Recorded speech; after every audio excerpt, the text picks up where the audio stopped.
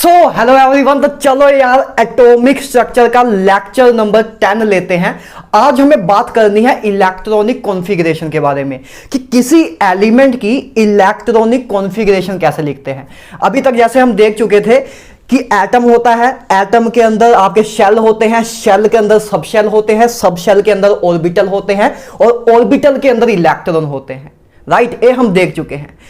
अब इन जो आपका एटम होता है, एटम में जो आपके सब शेल होते हैं, उसके अंदर ऑर्बिटल्स होते हैं, उसके अंदर इलेक्ट्रॉन्स होते हैं, उसी को हमें डिस्कस करना है कि ये इलेक्ट्रॉन्स की फिलिंग कैसे होती है, जिसको हम इलेक्ट्रॉनिक कॉन्फ़िगरेशन बोलते हैं। ठीक है, चलो देखते हैं क्या है।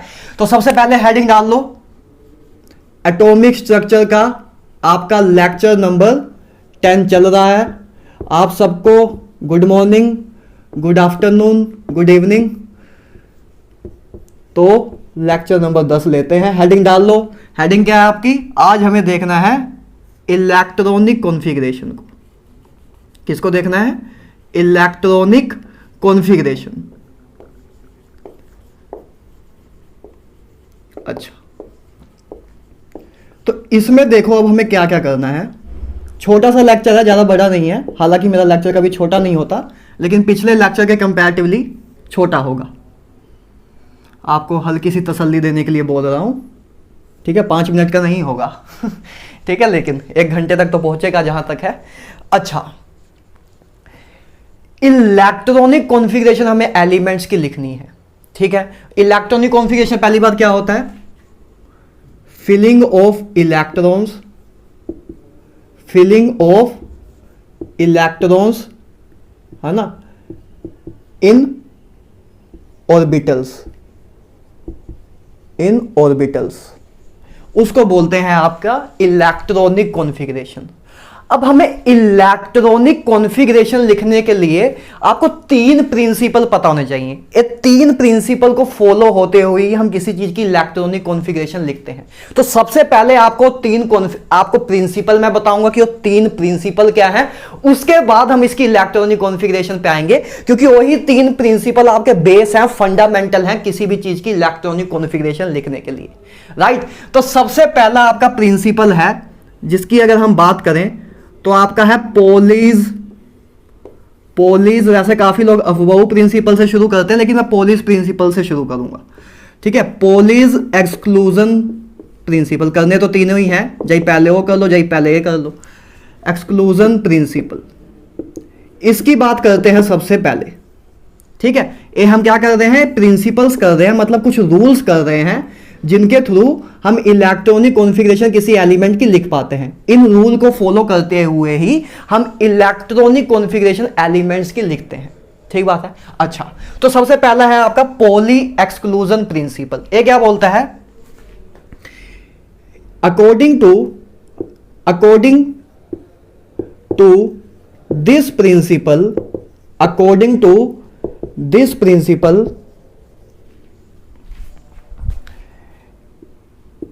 in an orbital maximum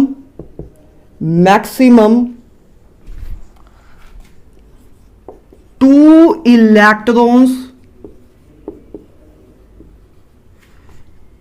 can accommodate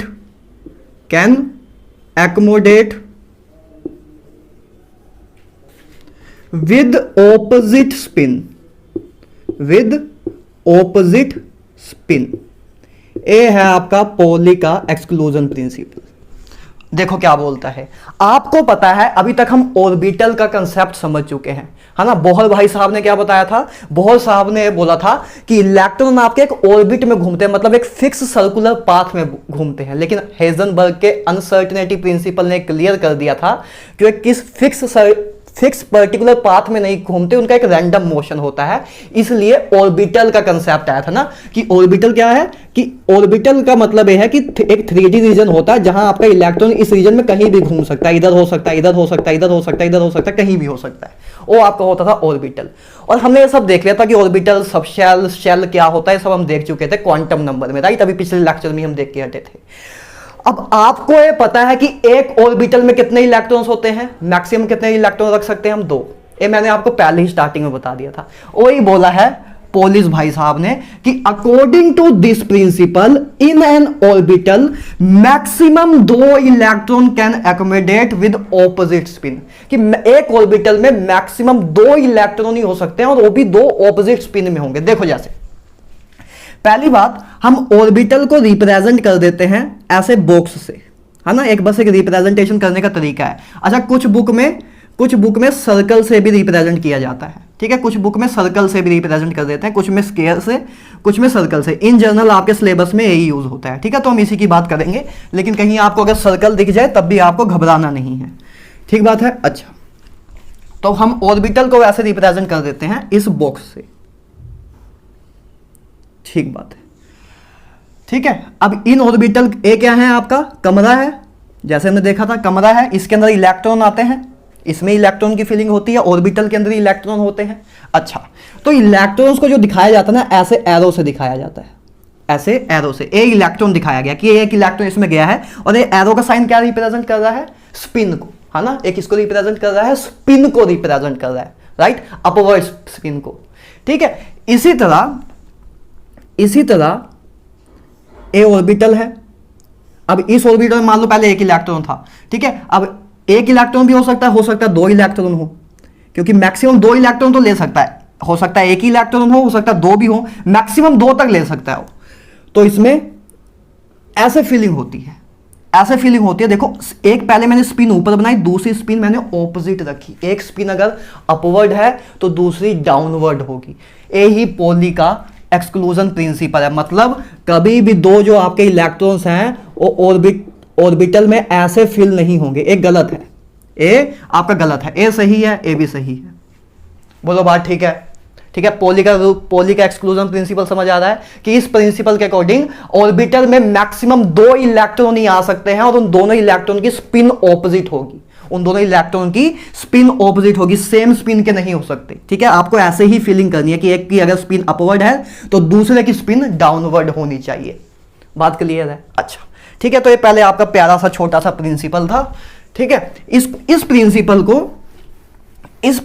की पॉली एक्सक्लूजन प्रिंसिपल, वैसे इसकी एक और डेफिनेशन भी है, पॉली भाई साहब ने एक स्टेटमेंट और भी दी थी, उसको भी देख लेते हैं।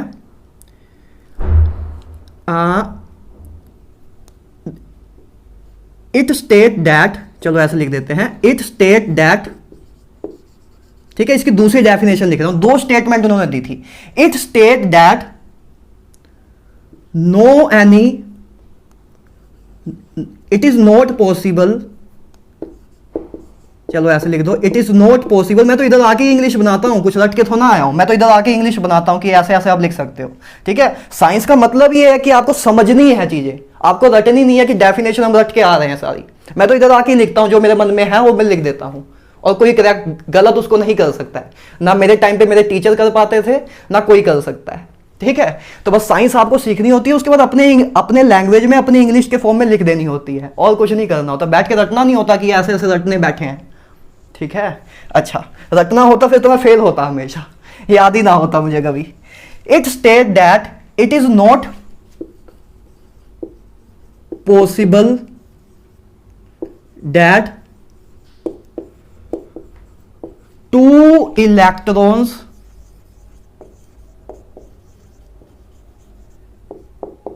in an atom has same value of all 4 quantum number, of all 4 quantum number। Poly साहब ने एक स्टेटमेंट और भी दी थी, ये दोनों ही डेफिनेशन इन्हीं की है। इन्होंने मतलब है वैसे इनडायरेक्टली, ए भी बात हुई है, ए भी बात हुई है, बस लिखने का तरीका अलग है। देखो दूसरी स्टेटमेंट क्या है कि it state that it is not possible that कि 2 electron in an atom has same value of all 4 quantum number.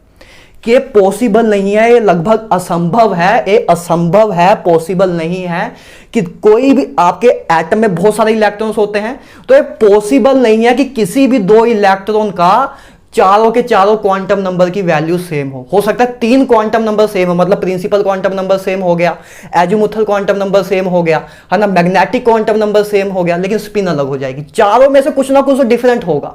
ठीक बात है। ये बोला था आपका पॉली भाई साहब ने, जैसे कि हम देख सकते हैं, जैसे हम देखते हैं इसको, जैसे मान लो लिथियम है, लिथियम में आपको वैसे पता है कि 3 इलेक्ट्रॉन होते हैं, है ना, लिथियम में आपके 3 इलेक्ट्रॉन होते हैं। आपको ये पता है कि लिथियम में आपके 3 इलेक्ट्रॉन होते हैं। वैसे अभी के लिए मैं आपको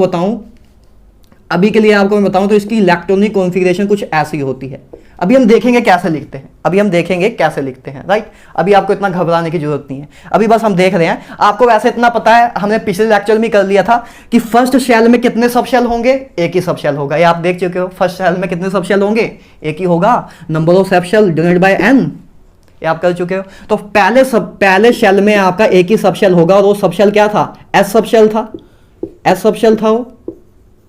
ठीक बात है, ये हम देख चुके हैं कि पहले शेल में एक ही सब शेल होगा, वो कौन सा सब शेल होगा, एस सब शेल होगा। तो एस सब शेल में आपके मैक्सिमम 2 इलेक्ट्रॉन आ सकते हैं। अगर मैं थोड़ा सा समझाना ही चाहूं तो एस सब शेल में मैक्सिमम 2 इलेक्ट्रॉन आ सकते हैं। तो पहले आपने फिल कर दिया, ठीक है, पहले आपने फिल कर दिया। तो अब जो आपका एन शेल था, मतलब फर्स्ट शेल था, वो तो कंप्लीटली फिल हो गया, क्योंकि फर्स्ट शेल में आपका एस सब शेल ही था। थोड़ा सा समझा रहा हूं, भी आगे और देखेंगे, अब आपको समझ भी आ रहा होगा वैसे तो, कि फर्स्ट शेल में एक ही सब शेल था, ठीक है, फर्स्ट शेल में एक ही सब शेल था जो कि एस सब शेल था। और मतलब इसका मतलब है कि फर्स्ट शेल में मैक्सिमम कितने इलेक्ट्रॉन आ सकते हैं, 2 ही आ सकते हैं, क्योंकि एस सब शेल है, और एस सब शेल में आपके 2 ही इलेक्ट्रॉन आएंगे, एस सब शेल में आपके 2 ही इलेक्ट्रॉन आएंगे। ठीक बात है। अच्छा, तो पहले आपने फर्स्ट शेल को फिल कर दिया, 1s2 कर दिया, अभी भी एक इलेक्ट्रॉन बचा है, तो अगला इलेक्ट्रॉन कहां जाएगा, सेकंड एनर्जी लेवल पे, तो इसकी कॉन्फ़िगरेशन 2p1 हो जाएगी आगे। तो 1s2 2p1 ऐसे हम लिखते हैं। अभी के लिए आप समझ लो कैसे लिखते हैं, ठीक है, अगर आपको नहीं पता है वैसे ऐसे लिखते हैं। ठीक है, अभी हम देखेंगे एक चीजें कैसे और आई, और ईजी वे में और भी देख लेंगे। ठीक है, अभी के लिए बस मैं बता रहा हूं कि इसकी इस डेफिनेशन का मतलब क्या था। अब इनमें एक्चुअल में हम इसको अगर ऐसे रिप्रेजेंटेशन करके दिखाएं तो इसको ऐसे हम रिप्रेजेंट कर सकते हैं। अगर ऐसे बॉक्स के फॉर्म में दिखाएं तो हम ऐसे दिखा सकते हैं कि पहले ए आपका 1s वाला शेल है, ए आपका 2s वाला शेल है। 1s वाले में 2 इलेक्ट्रॉन फिल है, 2s वाले में 1 इलेक्ट्रॉन फिल है। हम ऐसे रिप्रेजेंट कर सकते हैं इसको। अब देखो, जो इसका पहला इलेक्ट्रॉन है, पहले इलेक्ट्रॉन की बात करें, फर्स्ट इलेक्ट्रॉन की अगर मैं बात करूं तो इसकी n की वैल्यू क्या है, प्रिंसिपल क्वांटम नंबर क्या है, 1 है। प्रिंसिपल क्वांटम नंबर तो इसका 1 ही है ना, ए 1 है इसका प्रिंसिपल क्वांटम नंबर। ठीक है, इसका प्रिंसिपल क्वांटम नंबर n = 1 है। l की वैल्यू कितनी होगी, s सब शेल है तो s के लिए l की वैल्यू क्या होती है, बोलो, 0 होती है, राइट, आपको पता है। तो l की वैल्यू 0 होगी। अच्छा, m की वैल्यू क्या होगी, m की वैल्यू भी 0 होगी, -l to l होती है m की वैल्यू, तो -0 से 0 0 ही आ जाएगी। ठीक है, तो आपकी n की वैल्यू हाफ है, l की वैल्यू 0 है, m की वैल्यू 0 है, और s की वैल्यू क्या होगी, लेट्स से अभी के लिए मान लेता हूं +½ है। ये पहले इलेक्ट्रॉन की स्पिन पॉजिटिव है, अपवर्ड है, इसलिए उसमें मैंने +½ मान लिया। ठीक बात है। अच्छा, दूसरे इलेक्ट्रॉन की देखो, सेकंड इलेक्ट्रॉन कौन सा, ये वाला है ना, ये पहला इलेक्ट्रॉन था, ये आपका दूसरा इलेक्ट्रॉन था। इसके लिए आपकी n की वैल्यू क्या है, 1 ही है। l की वैल्यू अभी भी 0 है, क्योंकि ये भी s सब शेल में ही प्रेजेंट है। ठीक है, m की वैल्यू इसके लिए भी 0 है, -l to l 0 ही आएगा इसका भी। इसके लिए स्पिन क्या होगी, इसके लिए स्पिन -½ होगी ना, डाउनवर्ड स्पिन है। ठीक बात है। अच्छा, इसी तरह आप अगर थर्ड इलेक्ट्रॉन को देखो, ठीक है, थर्ड इलेक्ट्रॉन को भी ऑब्जर्व करो, तो थर्ड इलेक्ट्रॉन के लिए आपकी n की वैल्यू क्या होगी, आई होप आपको नीचे दिख रहा होगा, n की वैल्यू होगी आपकी 2। ठीक है, n की वैल्यू 2 होगी। l की वैल्यू क्या होगी, 0 ही होगी, क्योंकि s सब शेल है। ये आपको आना चाहिए भाई। ठीक है, l की वैल्यू 0 होगी, और आपको आता भी है। ठीक है, अब हम इतना डीप लेवल में कर चुके हैं, 1.5 और उसका हम लेक्चर ले चुके हैं, तो अब ये चीजें तो आपको आनी चाहिए। ठीक है, और आपको आती भी होंगी, आई होप। ठीक है, किसी को भी इसमें प्रॉब्लम नहीं हो सकती। ठीक है, n की वैल्यू 2, l की वैल्यू 0, आगे आपकी m की वैल्यू भी 0, और s की वैल्यू लेट्स से आप +½ भी ले सकते हो, -½ भी ले सकते हो। मान लेता हूं मैं, चलो +½ लिया मैंने, मान लेता हूं, चलो +½ ले लिए।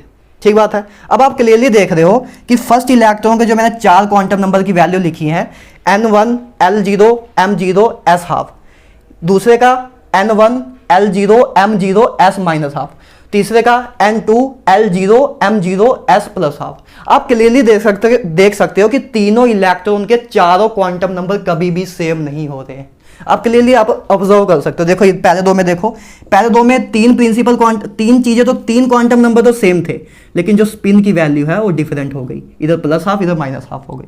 और ये तो डिफरेंट है ही है, क्योंकि इधर तो n की वैल्यू 2 हो गई, इधर n की वैल्यू 1 थी।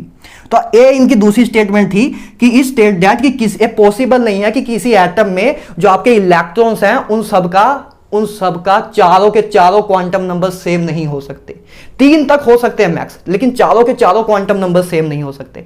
या मैं अपनी लैंग्वेज में बोलूं तो हर एक इलेक्ट्रॉन का अपना एक यूनिक एड्रेस होगा। क्वांटम नंबर क्या बताते हैं? Address of electron. अब एक एड्रेस पे एक ही इलेक्ट्रॉन हो सकता है, 2 इलेक्ट्रॉन तो नहीं हो सकते। एक इलेक्ट्रॉन का एक ही एड्रेस होगा, एक ही जगह पे 2 इलेक्ट्रॉन थोड़ा होंगे, ठीक बात है।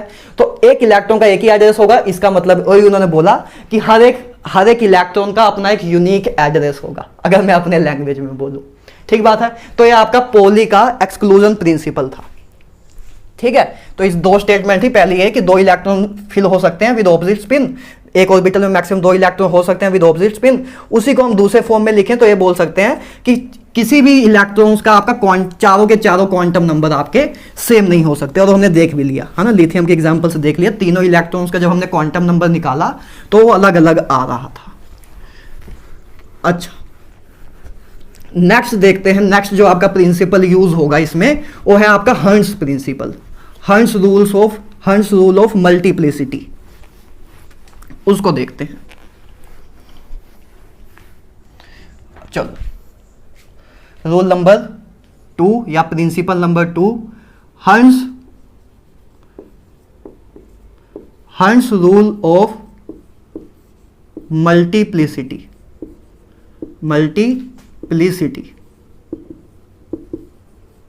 ये देखते हैं कि ये भाई साहब ने क्या बोला था, इसको भी समझ लेते हैं। According to this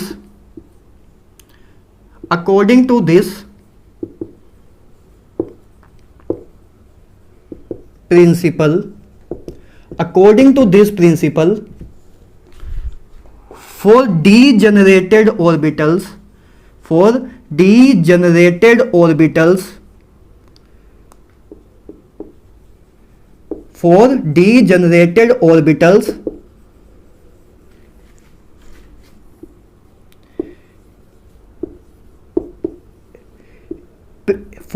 orbitals, pairing will start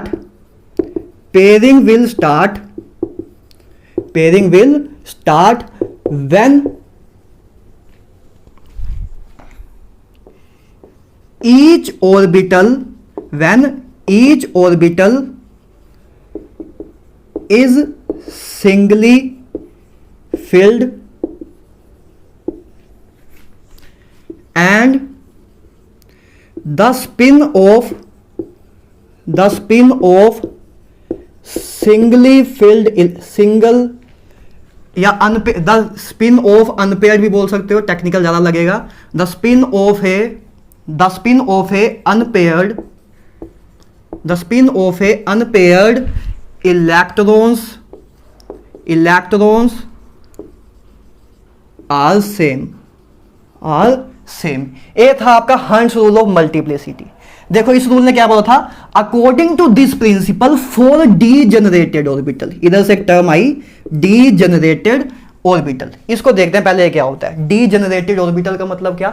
degenerated orbital का मतलब कि ओ ऑर्बिटल्स जिनकी एनर्जी सेम हो, ओ ऑर्बिटल्स जिनकी एनर्जी सेम हो। डीजेनरेटेड मतलब डीजेनरेटेड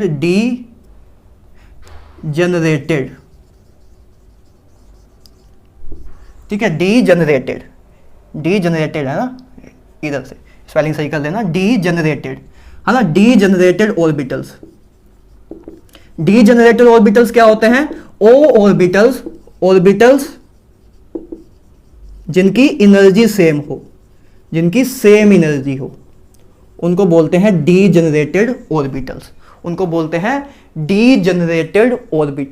अच्छा, तो देखो क्या होते हैं डीजेनरेटेड ऑर्बिटल्स। जैसे आपको पता है कि आपका जैसे फर्स्ट शेल में तो एक ही सब शेल होता है जो कि आपका 1s सब शेल होता है ना।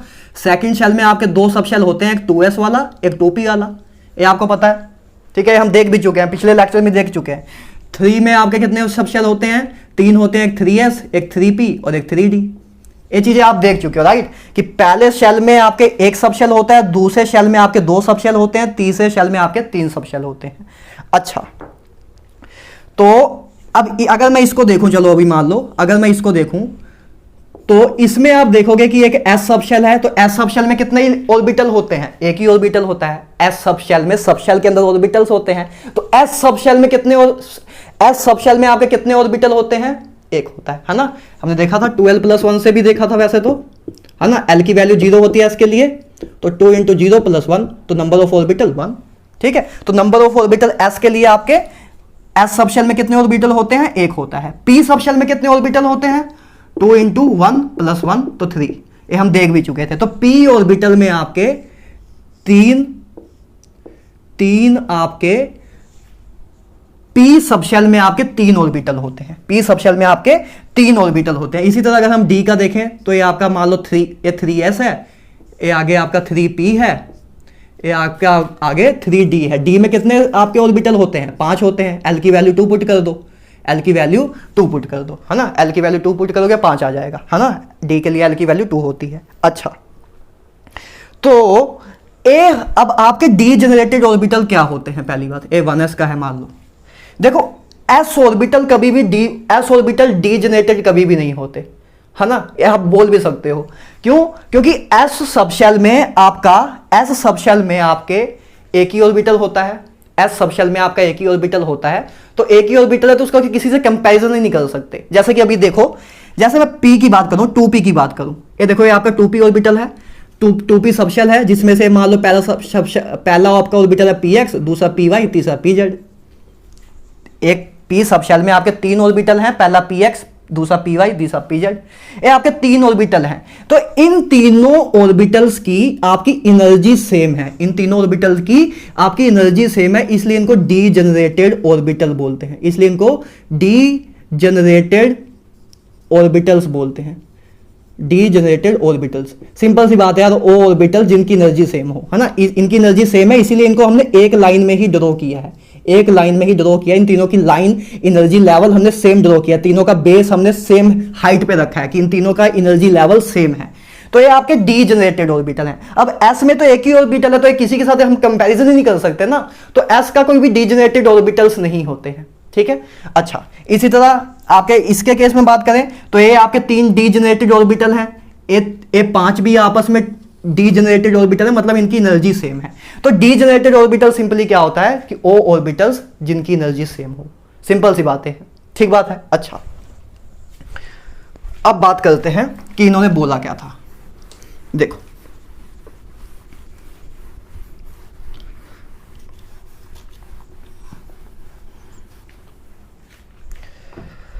हंस रूल ऑफ मल्टीप्लिसिटी, हाँ, according to this rule degenerated orbital के लिए पेयरिंग कब स्टार्ट होगी, जब each orbital is singly filled and the spin of the unpaired electron are same.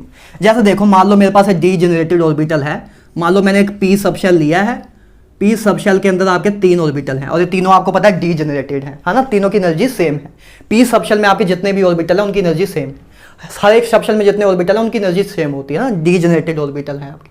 Subshell के अंदर जो आपका सबशेल के अंदर जो जितने भी ऑर्बिटल है उनकी एनर्जी सेम होती है, इसलिए उनको डी जनरेटेड ऑर्बिटल बोल देते हैं। तो ये आपके 3 डी जनरेटेड ऑर्बिटल है पी के, ठीक बात है। अच्छा, अब इन्होंने ये बोला कि पेयरिंग कब शुरू होगी। मान लो जैसे पहले मैंने इनमें 3 इलेक्ट्रॉन फिल किए, इनमें मैंने 3 इलेक्ट्रॉन फिल किए, ठीक बात है। अब देखो 3 इलेक्ट्रॉन फिल करने का तरीका ये भी हो सकता था, आप ये भी तो सोच सकते थे कि ऐसे फिल कर दूं कि इनमें 2 भर दूं, इधर 1 भर दूं। आपने ऐसे क्यों भरा, क्योंकि ये आपका हंस रूल बोलता है। हंस रूल बोलता है कि ये चीज सही नहीं है, हंस रूल बोलता है कि ये चीज सही नहीं है। पेयरिंग तभी होगी, मतलब पेयरिंग होना तभी शुरू होगा जब डी जनरेटेड ऑर्बिटल्स के हर एक ऑर्बिटल को एक एक इलेक्ट्रॉन मिल जाएगा। जब हर एक डी जनरेटेड ऑर्बिटल्स के हर एक ऑर्बिटल को अगर जब सिंगली फिल्ड हो जाएगा, उसके बाद ही आपकी पेयरिंग शुरू होगी। According to this principle, for degenerated orbitals pairing will start when each orbital is singly filled. Pairing कब शुरू होगी? जब हर एक ऑर्बिटल आपका है सिंगली फिल्ड हो जाएगा, उसके बाद ही आपकी पेयरिंग होना शुरू होगी। And the spin of a unpaired electron are same. पहले इधर तक तो समझो, फिर आगे समझते हैं। ये तो इस लाइन इधर से लेके इस लाइन तक ये समझ आ गया इस एग्जांपल से, है ना, कि पेयरिंग अभी हम पेयरिंग नहीं कर सकते। ऐसे नहीं कर सकते कि दो इधर भर दिया, कि इधर भर दिया, इसको खाली रहने दिया, ऐसे नहीं कर सकते, क्योंकि हंस रूल ऑफ मल्टीप्लिसिटी बोलता है कि पेयरिंग होना तभी शुरू होगा जब डीजेनरेटेड ऑर्बिटल में हर एक ऑर्बिटल आपका सिंगली फिल्ड हो जाए। तो ये तीनों आपके डीजेनरेटेड ऑर्बिटल थे, तो ये अभी तो सिंगली फिल्ड किए ही नहीं, हम सीधा पेयरिंग कैसे शुरू कर सकते हैं? तो ये हंस रूल को वॉयलेट कर रहा है। तो ऐसे आपकी इलेक्ट्रॉनिक फिलिंग नहीं होगी, ऐसे होगी, पहले आपने इसको भरा, फिर इसको भरा, फिर इसको भरा। अब अगर आपको चौथा इलेक्ट्रॉन भरना होता, ठीक है, अब अगर आपको चौथा इलेक्ट्रॉन भरना होता, ठीक है, पहले तो आपने 3 भर दिया ऐसे, 3 भर दिया ऐसे। अच्छा, एक चीज और, जो ये आपकी आगे वाली लाइन है, and the spin of a unpaired electron are same. जैसे कि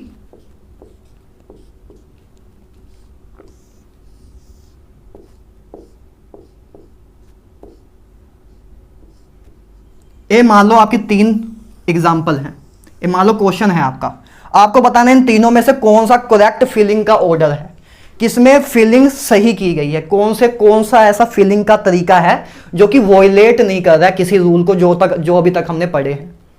देखो कौन सा आपको सही लग रहा है, इन तीनों में से कौन सा सही लग रहा है कि किसमें इलेक्ट्रॉनिक की फिलिंग सही की गई है? बोलो भाई। ये लग रहा है, ये तो लग ही रहा होगा। ये बताओ ये लग रहा है कि नहीं? ये नहीं है। क्यों नहीं है? क्योंकि हंस रूल ऑफ मल्टीप्लिसिटी ने बोला था कि पेयरिंग तब शुरू होगी डीजेनरेटेड ऑर्बिटल में जब हर एक इलेक्ट्रॉन सिंगली फिल्ड हो। तो अभी तो चलो सिंगली फिल्ड है, और साथ साथ में ये भी बोला था कि the spin of a unpaired electron are same, कि जो आपके अनपेयर्ड इलेक्ट्रॉन होगा उनकी स्पिन सेम होनी चाहिए, कि सेम स्पिन के हों, इसकी भी स्पिन सेम, इसकी भी सेम, इसकी भी सेम। तो इधर तो स्पिन सेम थी, अपवर्ड थी, अपवर्ड थी, अपवर्ड थी, लेकिन इधर अपवर्ड आई, डाउनवर्ड आई, तो ये चीज कैंसल आउट कर देंगे एक दूसरे को। तो ऐसे आपको ऐसे फिलिंग नहीं करनी है जब सिंगली इलेक्ट्रॉन आप फिल कर रहे हो। जब आप सिंगली इलेक्ट्रॉन फिल करोगे तो स्पिन सेम रखनी है, कि इसको अपवर्ड स्पिन दिया, इसको भी अपवर्ड देंगे, फिर इसको भी अपवर्ड देंगे। ऐसे नहीं कि इसको अपवर्ड दे दी, इसको डाउनवर्ड दे दी, ऐसे नहीं करेंगे, सेम स्पिन से फिलिंग करेंगे, ठीक है, सेम स्पिन से फिलिंग करेंगे। अच्छा, ये वाला ऐसे सही है कि नहीं है? ये बिल्कुल सही है। अरे स्पिन उन्होंने सेम रखने को कहा है ना, ये थोड़ा कहा है कि अपवर्ड स्पिन रखो, डाउनवर्ड रख दो, लेकिन बस स्पिन आपको सेम रखनी है। तो आपको क्लियरली समझ आ रहा है? मैं इस लाइन का मतलब बता रहा हूं, और ऐसे ही आपको 3 ऑप्शन दे देंगे या 4 ऑप्शन दे देंगे और पूछेंगे बताओ which of the following is a correct order of a filling a electron in a degenerated orbital. तो आपको देखना होगा कौन सा सही है।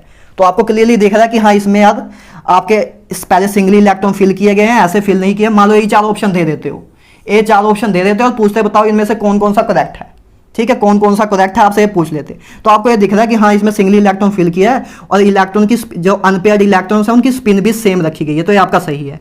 इसमें आपको दिख रहा है कि पेयरिंग पहले ही शुरू कर दी है, पहले हर एक ऑर्बिटल को सिंगली फिल नहीं किया, तो मतलब हंस रूल आपका वॉयलेट हो रहा है।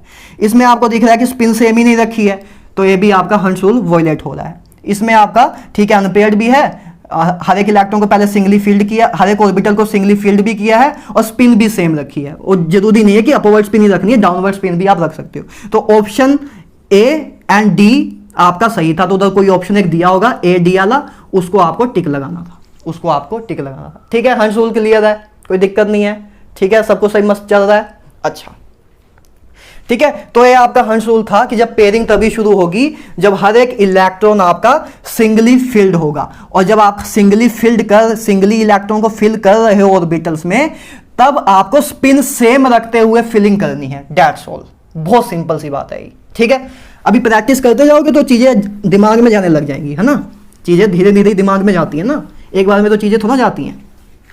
वैसे सिंपल सी चीजें है ना, समझ आ गया होगा वैसे आपको, जब एक बार आप प्रैक्टिस कर लेंगे तो और समझ आ जाएगा। अच्छा, लास्ट रूल देखते हैं।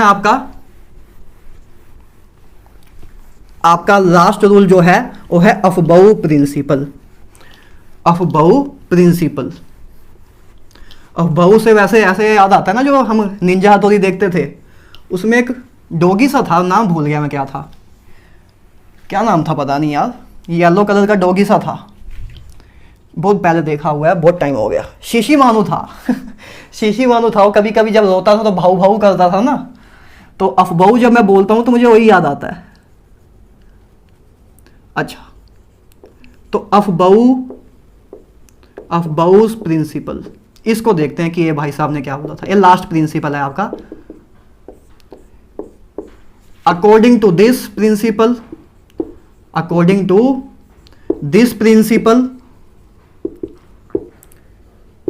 According to this principal,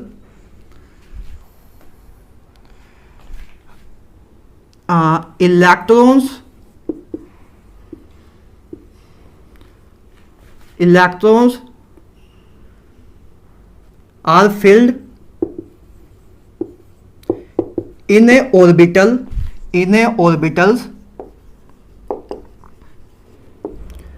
according in increasing order of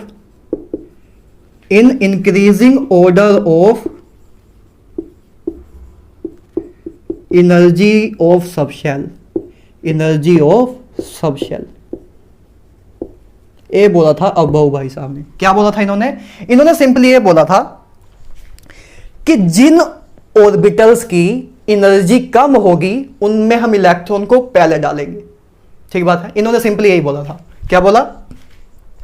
according to this principle electrons are filled in a orbitals in increasing order of energy of a subshell, in increasing order of a energy of subshell। मतलब electrons की जो filling होगी orbitals में कि पहले किस orbital में हम इलेक्ट्रॉन को डालें, वो डिपेंड करेगा उनकी एनर्जी पे। जिस ऑर्बिटल की एनर्जी कम होगी उसमें इलेक्ट्रॉन पहले जाएगा। ठीक है, जिसकी एनर्जी ठीक है, मतलब आप इलेक्ट्रॉनिक फिलिंग कैसे करोगे? लो एनर्जी से हाई एनर्जी की तरफ, लो एनर्जी से हाई एनर्जी की तरफ मूवमेंट करोगे। पहले जो लो एनर्जी वाले ऑर्बिटल हैं उनको फिल करोगे, फिर हाई एनर्जी वाले को फिल करोगे। अभी हम देखते हैं कैसे क्या करना है ना, कि लो एनर्जी वाले कैसे कौन से ऑर्बिटल होते हैं, हाई एनर्जी वाले कौन से होते हैं। अब एनर्जी को निकालने के लिए ना एक रूल है जिसको बोहर बरी रूल भी बोलते हैं या N+L रूल भी बोलते हैं। क्या बोलते हैं? बोहर बरी रूल। ठीक है, बोहर बरी रूल, बरी है ना, बोहर बरी रूल या N+L रूल, या इसको N+L रूल भी बोलते हैं। ये रूल क्या होता है? ये आपका ये बोलता है कि जो आपकी एनर्जी है वो डायरेक्टली प्रोपोर्शनल होती है N+L की। N क्या है आपका? प्रिंसिपल क्वांटम नंबर, L है आपका एजीमुथल क्वांटम नंबर। तो energy of a orbital is directly proportional to the N+L। ए बोलता है कि जिसकी N+L की वैल्यू ज्यादा होगी उसकी एनर्जी ज्यादा होगी। ठीक है, एक इसके लिए है for multi electron system, for multi electron system, multi electron system. ठीक है, अच्छा ठीक है, जैसे अगर हम देखें आपके पास एग्जांपल के तौर पे अगर हम देखें इसी रूल को देखना चाहें तो जैसे मान लो 1s है और 2s है ना, 1s है और 2s है। इसका N+L निकालो। इसका N आपको पता है कितना है? N इसका 1 है, L की वैल्यू 0 है। इसका N कितना है? 2 है, L की वैल्यू 0 है, L की वैल्यू 0 है। तो इसका N+L की वैल्यू क्या आई? 1 आई। इसकी N+L की वैल्यू क्या आई? 2 आई। ठीक है, इसकी N+L की वैल्यू 2 आई। तो मतलब इसकी एनर्जी कम है, इसकी एनर्जी ज्यादा है। इसकी N+L की वैल्यू 1 आई, इसकी N+L की वैल्यू 2 आई। एनर्जी डायरेक्टली प्रोपोर्शनल है N+L की वैल्यू की। जिसकी N+L की वैल्यू ज्यादा होगी उसकी एनर्जी ज्यादा होगी। तो इसकी N+L की वैल्यू ज्यादा है, मतलब इसकी एनर्जी ज्यादा होगी, इसकी एनर्जी कम होगी। और अफबाऊ का प्रिंसिपल क्या बोलता है कि पहले आपके इलेक्ट्रॉन कौन से ऑर्बिटल में जाएंगे? जिनकी एनर्जी कम होगी, जिनकी एनर्जी कम होगी। मतलब पहले इलेक्ट्रॉन की फिलिंग 1s में होगी, फिर 2s में होगी। आपके दिमाग में आ सकता है ना कि हमने पहले 1s में ही क्यों की, ऐसे क्यों किया? जैसे लिथियम का हमने लिखा था 1s2 3s1, 1s2 2s1। तो हमने ऐसे क्यों नहीं किया कि पहले 2s2 को भर देते फिर हम 1s को भरते? ऐसे क्यों नहीं किया? ये अफबाऊ के प्रिंसिपल के अकॉर्डिंग है ना, कि पहले हम उन्हीं ऑर्बिटल को फिल करेंगे जिनकी एनर्जी कम होगी। और 1s ऑर्बिटल की एनर्जी कम है, 2s की ऑर्बिटल की एनर्जी ज्यादा है, इसलिए हमने पहले 1s ऑर्बिटल को फिल किया, 1s सबशेल को फिल किया, फिर 2s सबशेल को फिल किया। ठीक बात है। अच्छा, अब अगर, ठीक है, तो एक पहली बात तो आपको यह समझ आ गई। ठीक है, आगे अगर हम ये देखें, अगर मान लो n प्लस एल की वैल्यू सेम आ जाए, अगर मान लो n प्लस एल की वैल्यू सेम आ जाए, जैसे 2p और लेट्स से 3s है, 2p और 3s है, तो 2p में देखो n प्लस एल की वैल्यू क्या आएगी, n आपका 2 है, l आपका 1 है, p के लिए l की वैल्यू 1 होती है, इधर आपका n2 है, n3 है और s की वैल्यू 0 है, s के लिए l की वैल्यू 0 होती है, तो इधर से भी n प्लस एल की वैल्यू 3 आई, इधर से भी 3 आई। अब क्या बताएं कि किसकी एनर्जी ज्यादा है? तो देखो, जब आपकी n प्लस एल की वैल्यू सेम आए, ध्यान से सुनना, E डायरेक्टली प्रोपोर्शनल है n प्लस एल के, मतलब जिसकी n प्लस एल की वैल्यू ज्यादा उसकी एनर्जी ज्यादा, तो इसकी एनर्जी ज्यादा थी, इसकी एनर्जी कम थी। ठीक है, हमने देख लिया था। अब अगर n प्लस एल की वैल्यू सेम आ जाए तो एनर्जी जो है उस टाइम पे डायरेक्टली प्रोपोर्शनल n के हो जाती है, मतलब जिसकी n की वैल्यू ज्यादा उसकी एनर्जी ज्यादा। इन दोनों की n प्लस एल की वैल्यू सेम है, तो बस आप ये देखो कि n किसका ज्यादा है। n आपको क्लियरली दिख रहा है कि n इसका ज्यादा है, इसका कम है, तो इसकी एनर्जी ज्यादा होगी, इसकी एनर्जी ज्यादा होगी। ठीक है, सिंपल सी बात बोलूं, बोहर बरी रूल क्या है कि एनर्जी जो है आपकी डायरेक्टली प्रोपोर्शनल है n प्लस एल के, कि जिसकी n प्लस एल की वैल्यू सेम होगी उसकी एनर्जी ज्यादा होगी। तो ये आपने देख लिया था। अब अगर n प्लस एल की वैल्यू सेम आ जाए किसी दो सबशेल में, तो जिसकी n की वैल्यू ज्यादा होगी उसकी एनर्जी ज्यादा होगी। जैसे इन दोनों केस में n प्लस एल की वैल्यू सेम थी, तो इन दोनों में अगर हमें बताना हो कि किसकी एनर्जी ज्यादा है, तो जिसका n ज्यादा उसकी एनर्जी ज्यादा, जिसका n ज्यादा उसकी एनर्जी ज्यादा, तो इसकी एनर्जी ज्यादा है। 3s की एनर्जी ज्यादा है 2p से, तो पहले 2p फिल होगा बाद में 3s फिल होगा, पहले 2p फिल होगा बाद में 3s फिल होगा। ठीक बात है। अच्छा, ठीक बात है, क्लियर है। अच्छा, तो इसी के अकॉर्डिंग, इसी रूल के अकॉर्डिंग आपका एक ऑर्डर बन जाता है, आपका एक ऑर्डर बन जाता है फिलिंग का। कहां बनाऊं मैं? इधर बनाता हूं। देखो, याद करने का तरीका भी बहुत इजी है। 1s 2s 2p आपको पता है, फर्स्ट शेल में एक ही सब शेल होता है, सेकंड में दो सब शेल होते हैं, ऐसे आपको चीजें पता है, right. 3s 3p 3d 4s 4p, ठीक है, 4d 4f, इसमें 4 हो जाते हैं। ठीक है, आगे 5s 5f, सॉरी 5p, ठीक है, 5d 5f 6s 6s 6p, ठीक है, 7s 7p, ठीक है, 6d इतना जरूरत नहीं पड़ती आगे। ठीक है, इतने मान लो मैंने इतना लिखा है ना, 1s 2s 2p 3s 3 वाली सीरीज, 4 वाली सीरीज, 5 वाली सीरीज, आगे 5g वगैरह नहीं लिखा क्योंकि उनकी जरूरत नहीं पड़ती है ना। 5g 5h ये सब और सब ऑर्बिटल की जरूरत नहीं पड़ती, उनको अभी हमें डिफाइन, उतने तक हम गए ही नहीं, अभी तक हम 118 एलिमेंट ही हमने डिस्कवर किए हैं। ठीक है, तो ऐसे मैंने इतना लिखा है, 1s पहला शेल, दूसरा शेल, तीसरा शेल, चौथा शेल, पांचवा शेल, 6वां शेल, 7वां शेल। ठीक है, अब इसमें आपको इलेक्ट्रॉनिक फिलिंग के लिए आपको एक सिंपल सा बस ये एरो डायग्राम अगर आप माइंड में रख लोगे तो बस इसी अकॉर्डिंग आपको एनर्जी की फिलिंग करनी है, इसी अकॉर्डिंग आपको एनर्जी की फिलिंग करनी है। मतलब पहले आप इलेक्ट्रॉन को 1s में डालना, फिर 2s में, फिर 2p में, फिर 3s में, फिर 3p में। ये चीज ये आया ऑर्डर कैसे, इसी से आया है। देखो जैसे आपको दिखेगा, पहले 1s, फिर 2s, फिर 2p, फिर 3s, फिर 3p, फिर 3d, पहले 3p के बाद 4s है ना, 3p के बाद 4s, फिर 3d आया, 3p के बाद 4s, फिर 3d, 4s 3d, ठीक है, फिर 4p, फिर आगे 5s, ठीक है, 5s, उसके बाद 4d, ऐसे ऐसे आगे जाता जाएगा ना। अब इतने में हम देख लेते हैं। देखो पहले मैंने क्या लिखा, 1s, फिर लिखा मैंने 2s, फिर लिखा मैंने 2p, फिर लिखा 3s, फिर 3p, ठीक है, उसके बाद 4s पे आए, पहली लाइन 1s, फिर 2s, ठीक है, फिर 2p 2p 3s, तीसरी लाइन खत्म, फिर चौथी लाइन पे आए, चौथी लाइन में 3p 4s, ठीक है, 4s लिख दिया, उसके बाद 3d 4p, उसके बाद 5s 6d, 5s 4d। ठीक है, तो मैंने अभी तक इधर तक लिखा है, इधर तक लिखा है, और आपको समझ आ रहा है ना कैसे लिखा है। पहले इसको लिखा मैंने, पहली लाइन को, पहले एरो को तो 1s, दूसरे एरो को लिखा तो 2s आया, ठीक है, तीसरे एरो को लिखा तो 2p और 3s आया, 2p और 3s आया। चौथे एरो को लिखा तो 3p और 4s आया, 3p और 4s आया।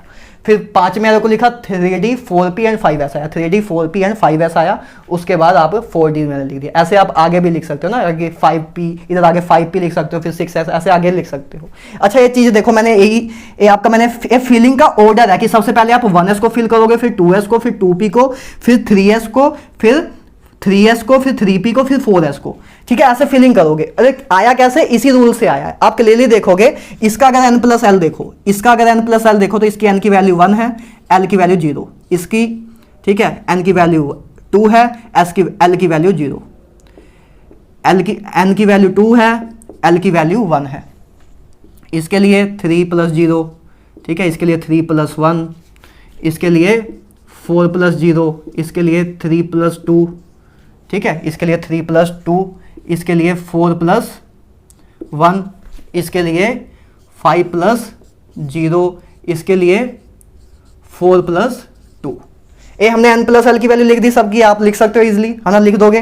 तो इसकी देखो, इसका 1 आ रहा है, इधर 2 आ रहा है, इधर 3 आ रहा है, इधर 3 आ रहा है। पहले तो 1 2 में देखो तो इस n प्लस एल की वैल्यू कम, इसकी सबसे कम आ रही है n प्लस एल की वैल्यू, तो इसलिए हमने सबसे पहले 1s की फिलिंग करते हैं, क्योंकि अफबाउ का प्रिंसिपल बोलता है कि सबसे पहले इलेक्ट्रॉन उधर जाएगा जिसकी एनर्जी सबसे कम है, उसके बाद उससे आगे, उसके बाद इंक्रीजिंग ऑर्डर में जाएगा ना, जिसकी एनर्जी सबसे कम पहले उसको फिल करेंगे, फिर उसके बाद जिसकी उसके बाद है उसको, फिर जिसकी सबसे ज्यादा है, जिस ऑर्बिटल की एनर्जी सबसे ज्यादा है उसको सबसे लास्ट में फिल करेंगे। यही आपका अफबाउ प्रिंसिपल है। और वो इसी जो मैंने ऑर्डर लिखा है ना, ये जो याद करने का तरीका है, ऐसे बस याद करने का तरीका है कि आप ऐसे पहले लिख दो 1s 2s 2p, 3 वाली सीरीज लिख दो, 4 वाली, फिर ऐसे एरो मार दो, उस अकॉर्डिंग फिलिंग करते जाओ। ठीक है, क्योंकि आपको ऐसे याद रखना टफ होगा ना, ऐसे याद रखना टफ होगा इस ऑर्डर में।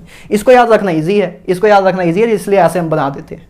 ठीक है, तो आप देखोगे इधर n प्लस एल की वैल्यू 1 है, इधर 2 है, तो मतलब पहले इसको फिल करेंगे, फिर इसको फिल करेंगे। उसका इसकी 3 है, तो मतलब उसके बाद इसको, अब इसकी भी 3 है, तो जब दोनों की n प्लस एल की वैल्यू सेम आए तो जिसका n ज्यादा उसकी एनर्जी ज्यादा, तो इसका n ज्यादा है तो इसकी एनर्जी ज्यादा। ठीक है, इसलिए मैंने ऐसे ही एनर्जी ऑर्डर लिखा।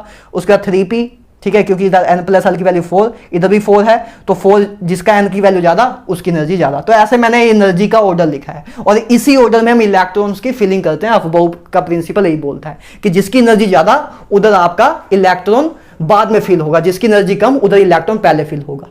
ठीक बात है, यही है आपका अफबाउ का प्रिंसिपल, यही है आपका अफबाउ का प्रिंसिपल।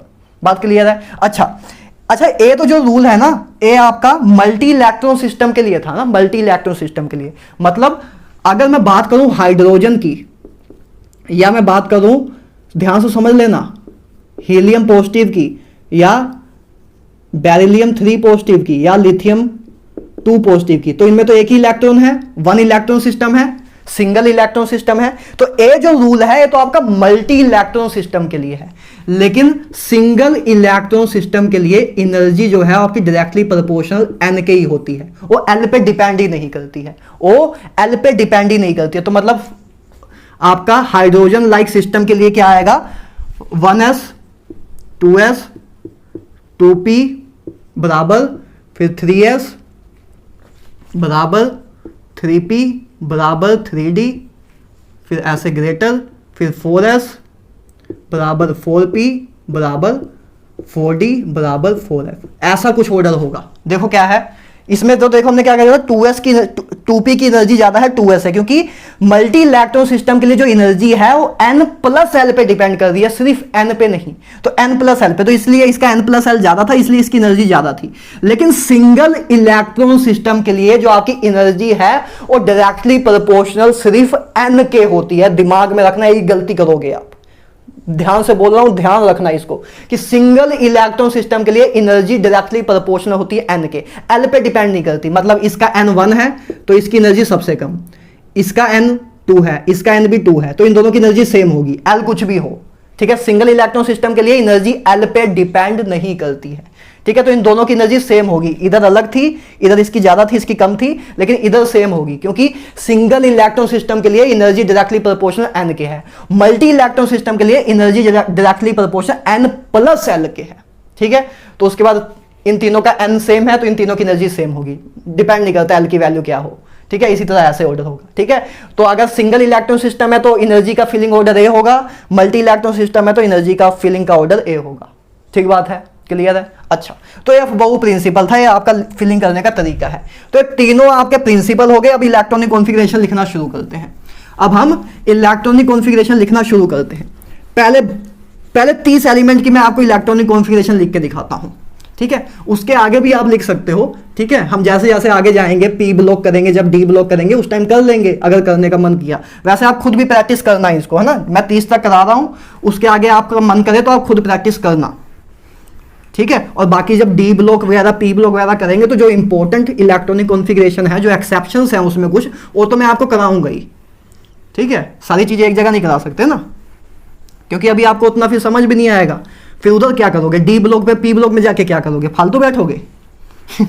ठीक है? तो जितनी अभी तक जरूरत है, अभी 30 तक हम करेंगे। इन जनरल 20 तक कराते हैं लोग, तो या कभी कभी 30 तक करा देते, तो मैं भी 30 तक आपको करा दूंगा। उतनी ही अभी आपको जरूरत भी है, उससे ज्यादा की जरूरत भी नहीं है, ठीक है? अच्छा, क्योंकि डी ब्लॉक वगैरह आपका कब है? डी ब्लॉक वगैरह आपका 12th क्लास में, 12th क्लास में है, तो अभी आएगा भी नहीं, ठीक है? अच्छा, तो फिलिंग करना शुरू करते हैं। जैसे सबसे पहले हाइड्रोजन की शुरू करते हैं। हाइड्रोजन आपका पहला एलिमेंट है, ठीक है?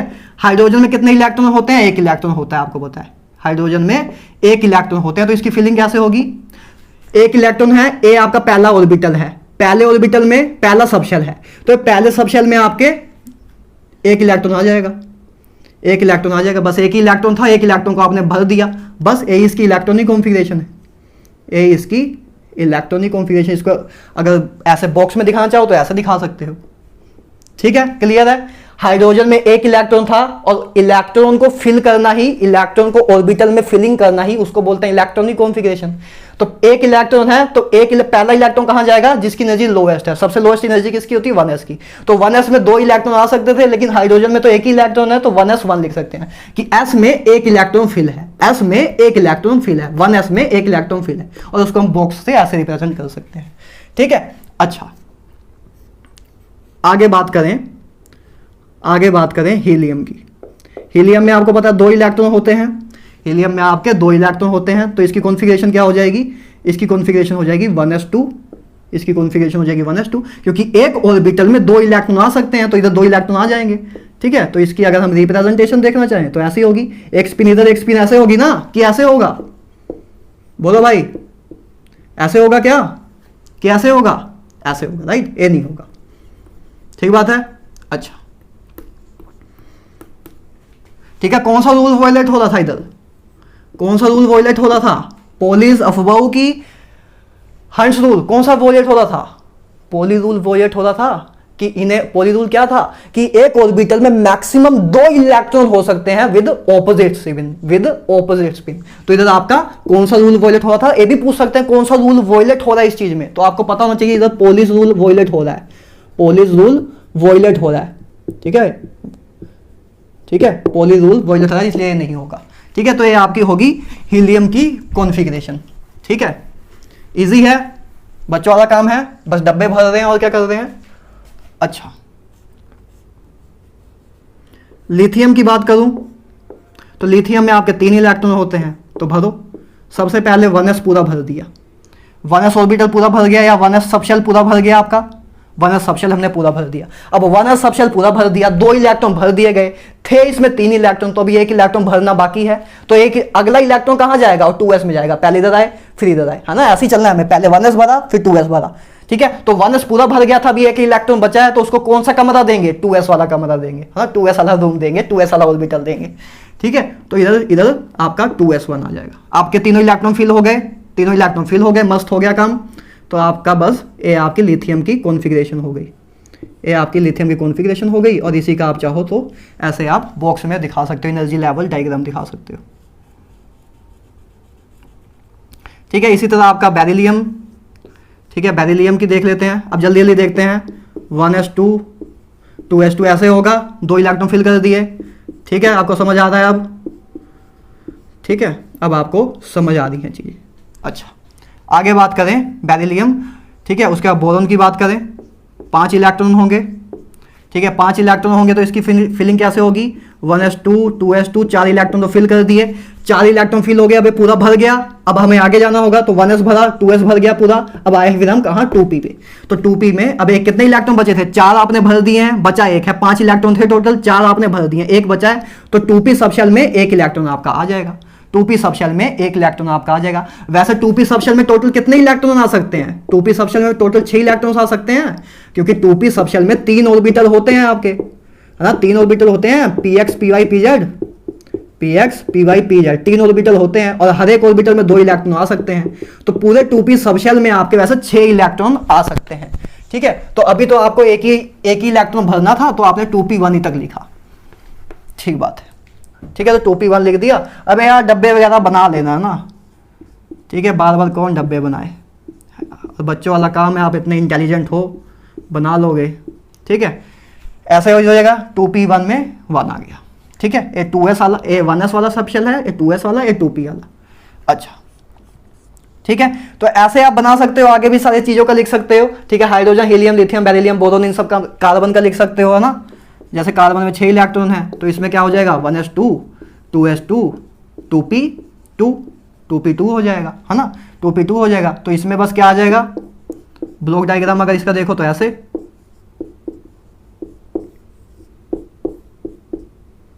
ठीक है, इधर आएगा कि इधर भर दोगे क्या, ये सही है, बोलो ये सही है कि जो मैंने पहले कहा था ये सही है, कौन सा सही है, ये सही है, यही सही है ना, क्योंकि पहले हम क्या करेंगे, सिंगल इलेक्ट्रॉन फिल करेंगे जब तक आपके डीजेनरेटेड, क्योंकि ये डीजेनरेटेड ऑर्बिटल है। डीजेनरेटेड ऑर्बिटल के लिए आपको हंस रूल ऑफ मल्टीप्लिसिटी में बताया था कि जब डीजेनरेटेड ऑर्बिटल्स आपके पास हो तो पहले सबसे पहले सिंगली फील्ड करो हर एक ऑर्बिटल को, उसके बाद अगर कोई इलेक्ट्रॉन बच जाता है तब पेयरिंग करना शुरू करो।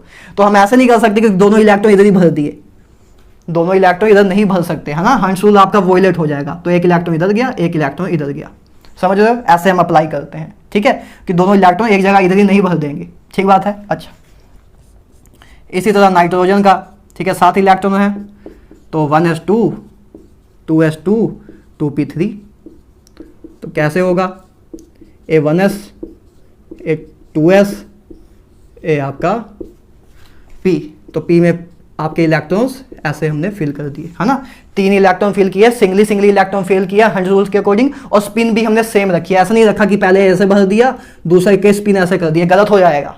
ठीक है, स्पिन सेम रखनी है, ठीक है, रूल मैंने आपको बता चुका हूं, है ना, नहीं तो हंस रूल आपका वॉयलेट हो जाएगा, है ना, क्योंकि हंस रूल बोलता था कि डीजेनरेटेड ऑर्बिटल के लिए हम पेयरिंग तब तक नहीं शुरू करेंगे जब तक आपका हर एक डीजेनरेटेड ऑर्बिटल सिंगली फील्ड ना हो जाए, और उन अनपेयर्ड इलेक्ट्रॉन्स की स्पिन सेम होनी चाहिए, उन अनपेयर्ड इलेक्ट्रॉन की स्पिन सेम होनी चाहिए। ठीक है, तो ये आपका हो जाएगी नाइट्रोजन की कॉन्फ़िगरेशन।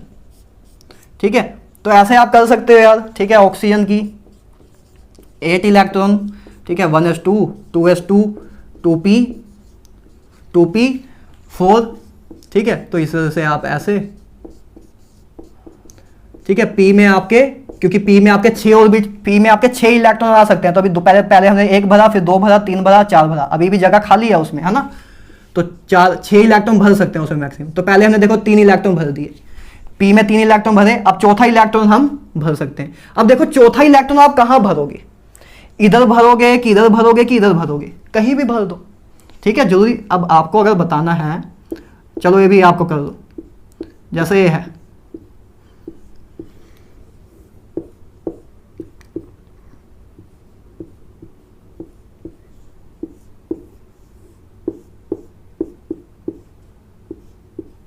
इन तीनों में से आपको बताना है कि कौन सा सही है, या एक और ले लो,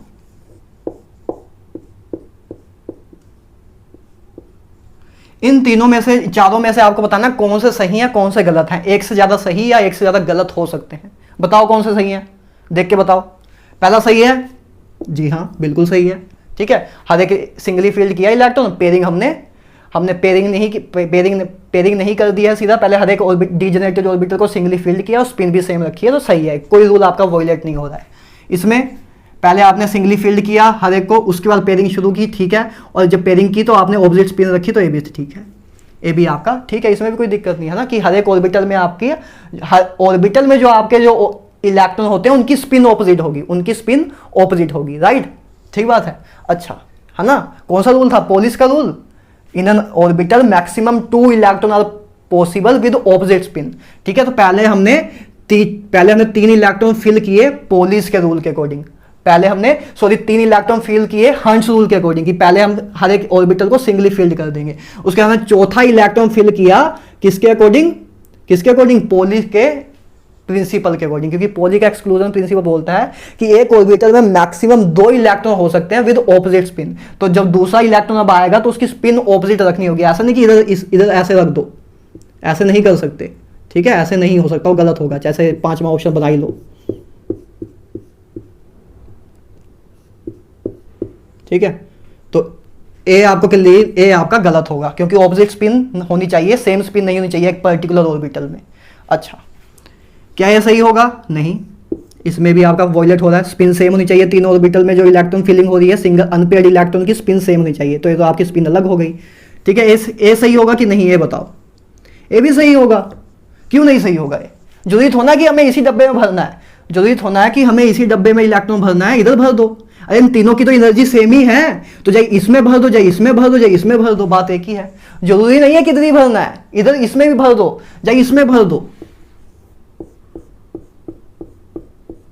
देख लो, कोई भी रूल वॉयलेट नहीं हो रहा है, ना पोली का रूल वॉयलेट हो रहा है, ना हंस रूल वॉयलेट हो रहा है, कोई भी रूल वॉयलेट नहीं हो रहा है ना, आपका कोई भी रूल वॉयलेट नहीं हो रहा है इन तीनों में। तो जरूरी नहीं है कि आपको पेयरिंग जो आपका चौथा इलेक्ट्रॉन हो इधर ही भरना है, आप जाए इधर भर दो। ठीक है, आप जाए इधर भर दो, जाए इधर भर दो। ठीक है, एक ही बात है।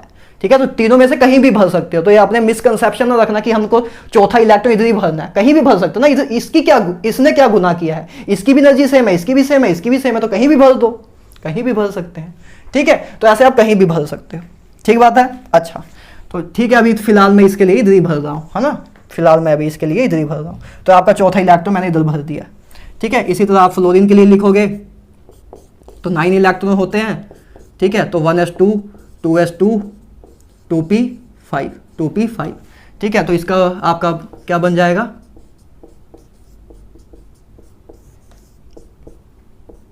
एक पहले 3 इलेक्ट्रॉन भरे, फिर चौथा इलेक्ट्रॉन, फिर 5वां इलेक्ट्रॉन।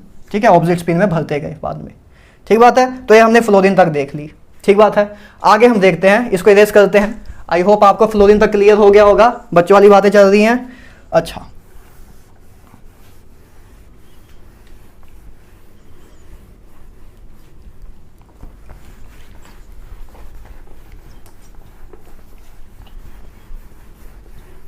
जल्दी जल्दी देखते हैं। ठीक है, तो अब देखो नियोन आगे है आपका, नियोन है ना, इसमें 10 इलेक्ट्रॉन है, तो फिलिंग करो। सबसे पहले 1s2, फिर 2s2, फिर 2p6। p में टोटल मैक्सिमम 6 इलेक्ट्रॉन आ सकते हैं, तो हमने 6 भर दिए। सबसे पहले 1s भरा, फिर 2s भरा, फिर 2p भरा, तो आपके 10 इलेक्ट्रॉन फिल भी हो गए। देखो 2 + 2 4 + 4 4 + 6 10, तो 10 इलेक्ट्रॉन आपकी फिलिंग भी होगी। तो ये आपकी पूरी इलेक्ट्रॉनिक कॉन्फ़िगरेशन है नियोन की। ठीक बात है, आगे चलते हैं, आगे बात करें सोडियम की।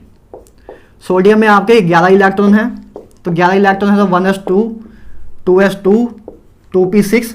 अब देखो 1s2 भर गया पूरा, 2s2 भर गया पूरा, 2p6 पूरा भर गया, तीनों सबशेल पूरे भर गए, क्योंकि 2p में तो मैक्सिमम 6 इलेक्ट्रॉन आ सकते हैं, तो ये भी पूरा भर गया।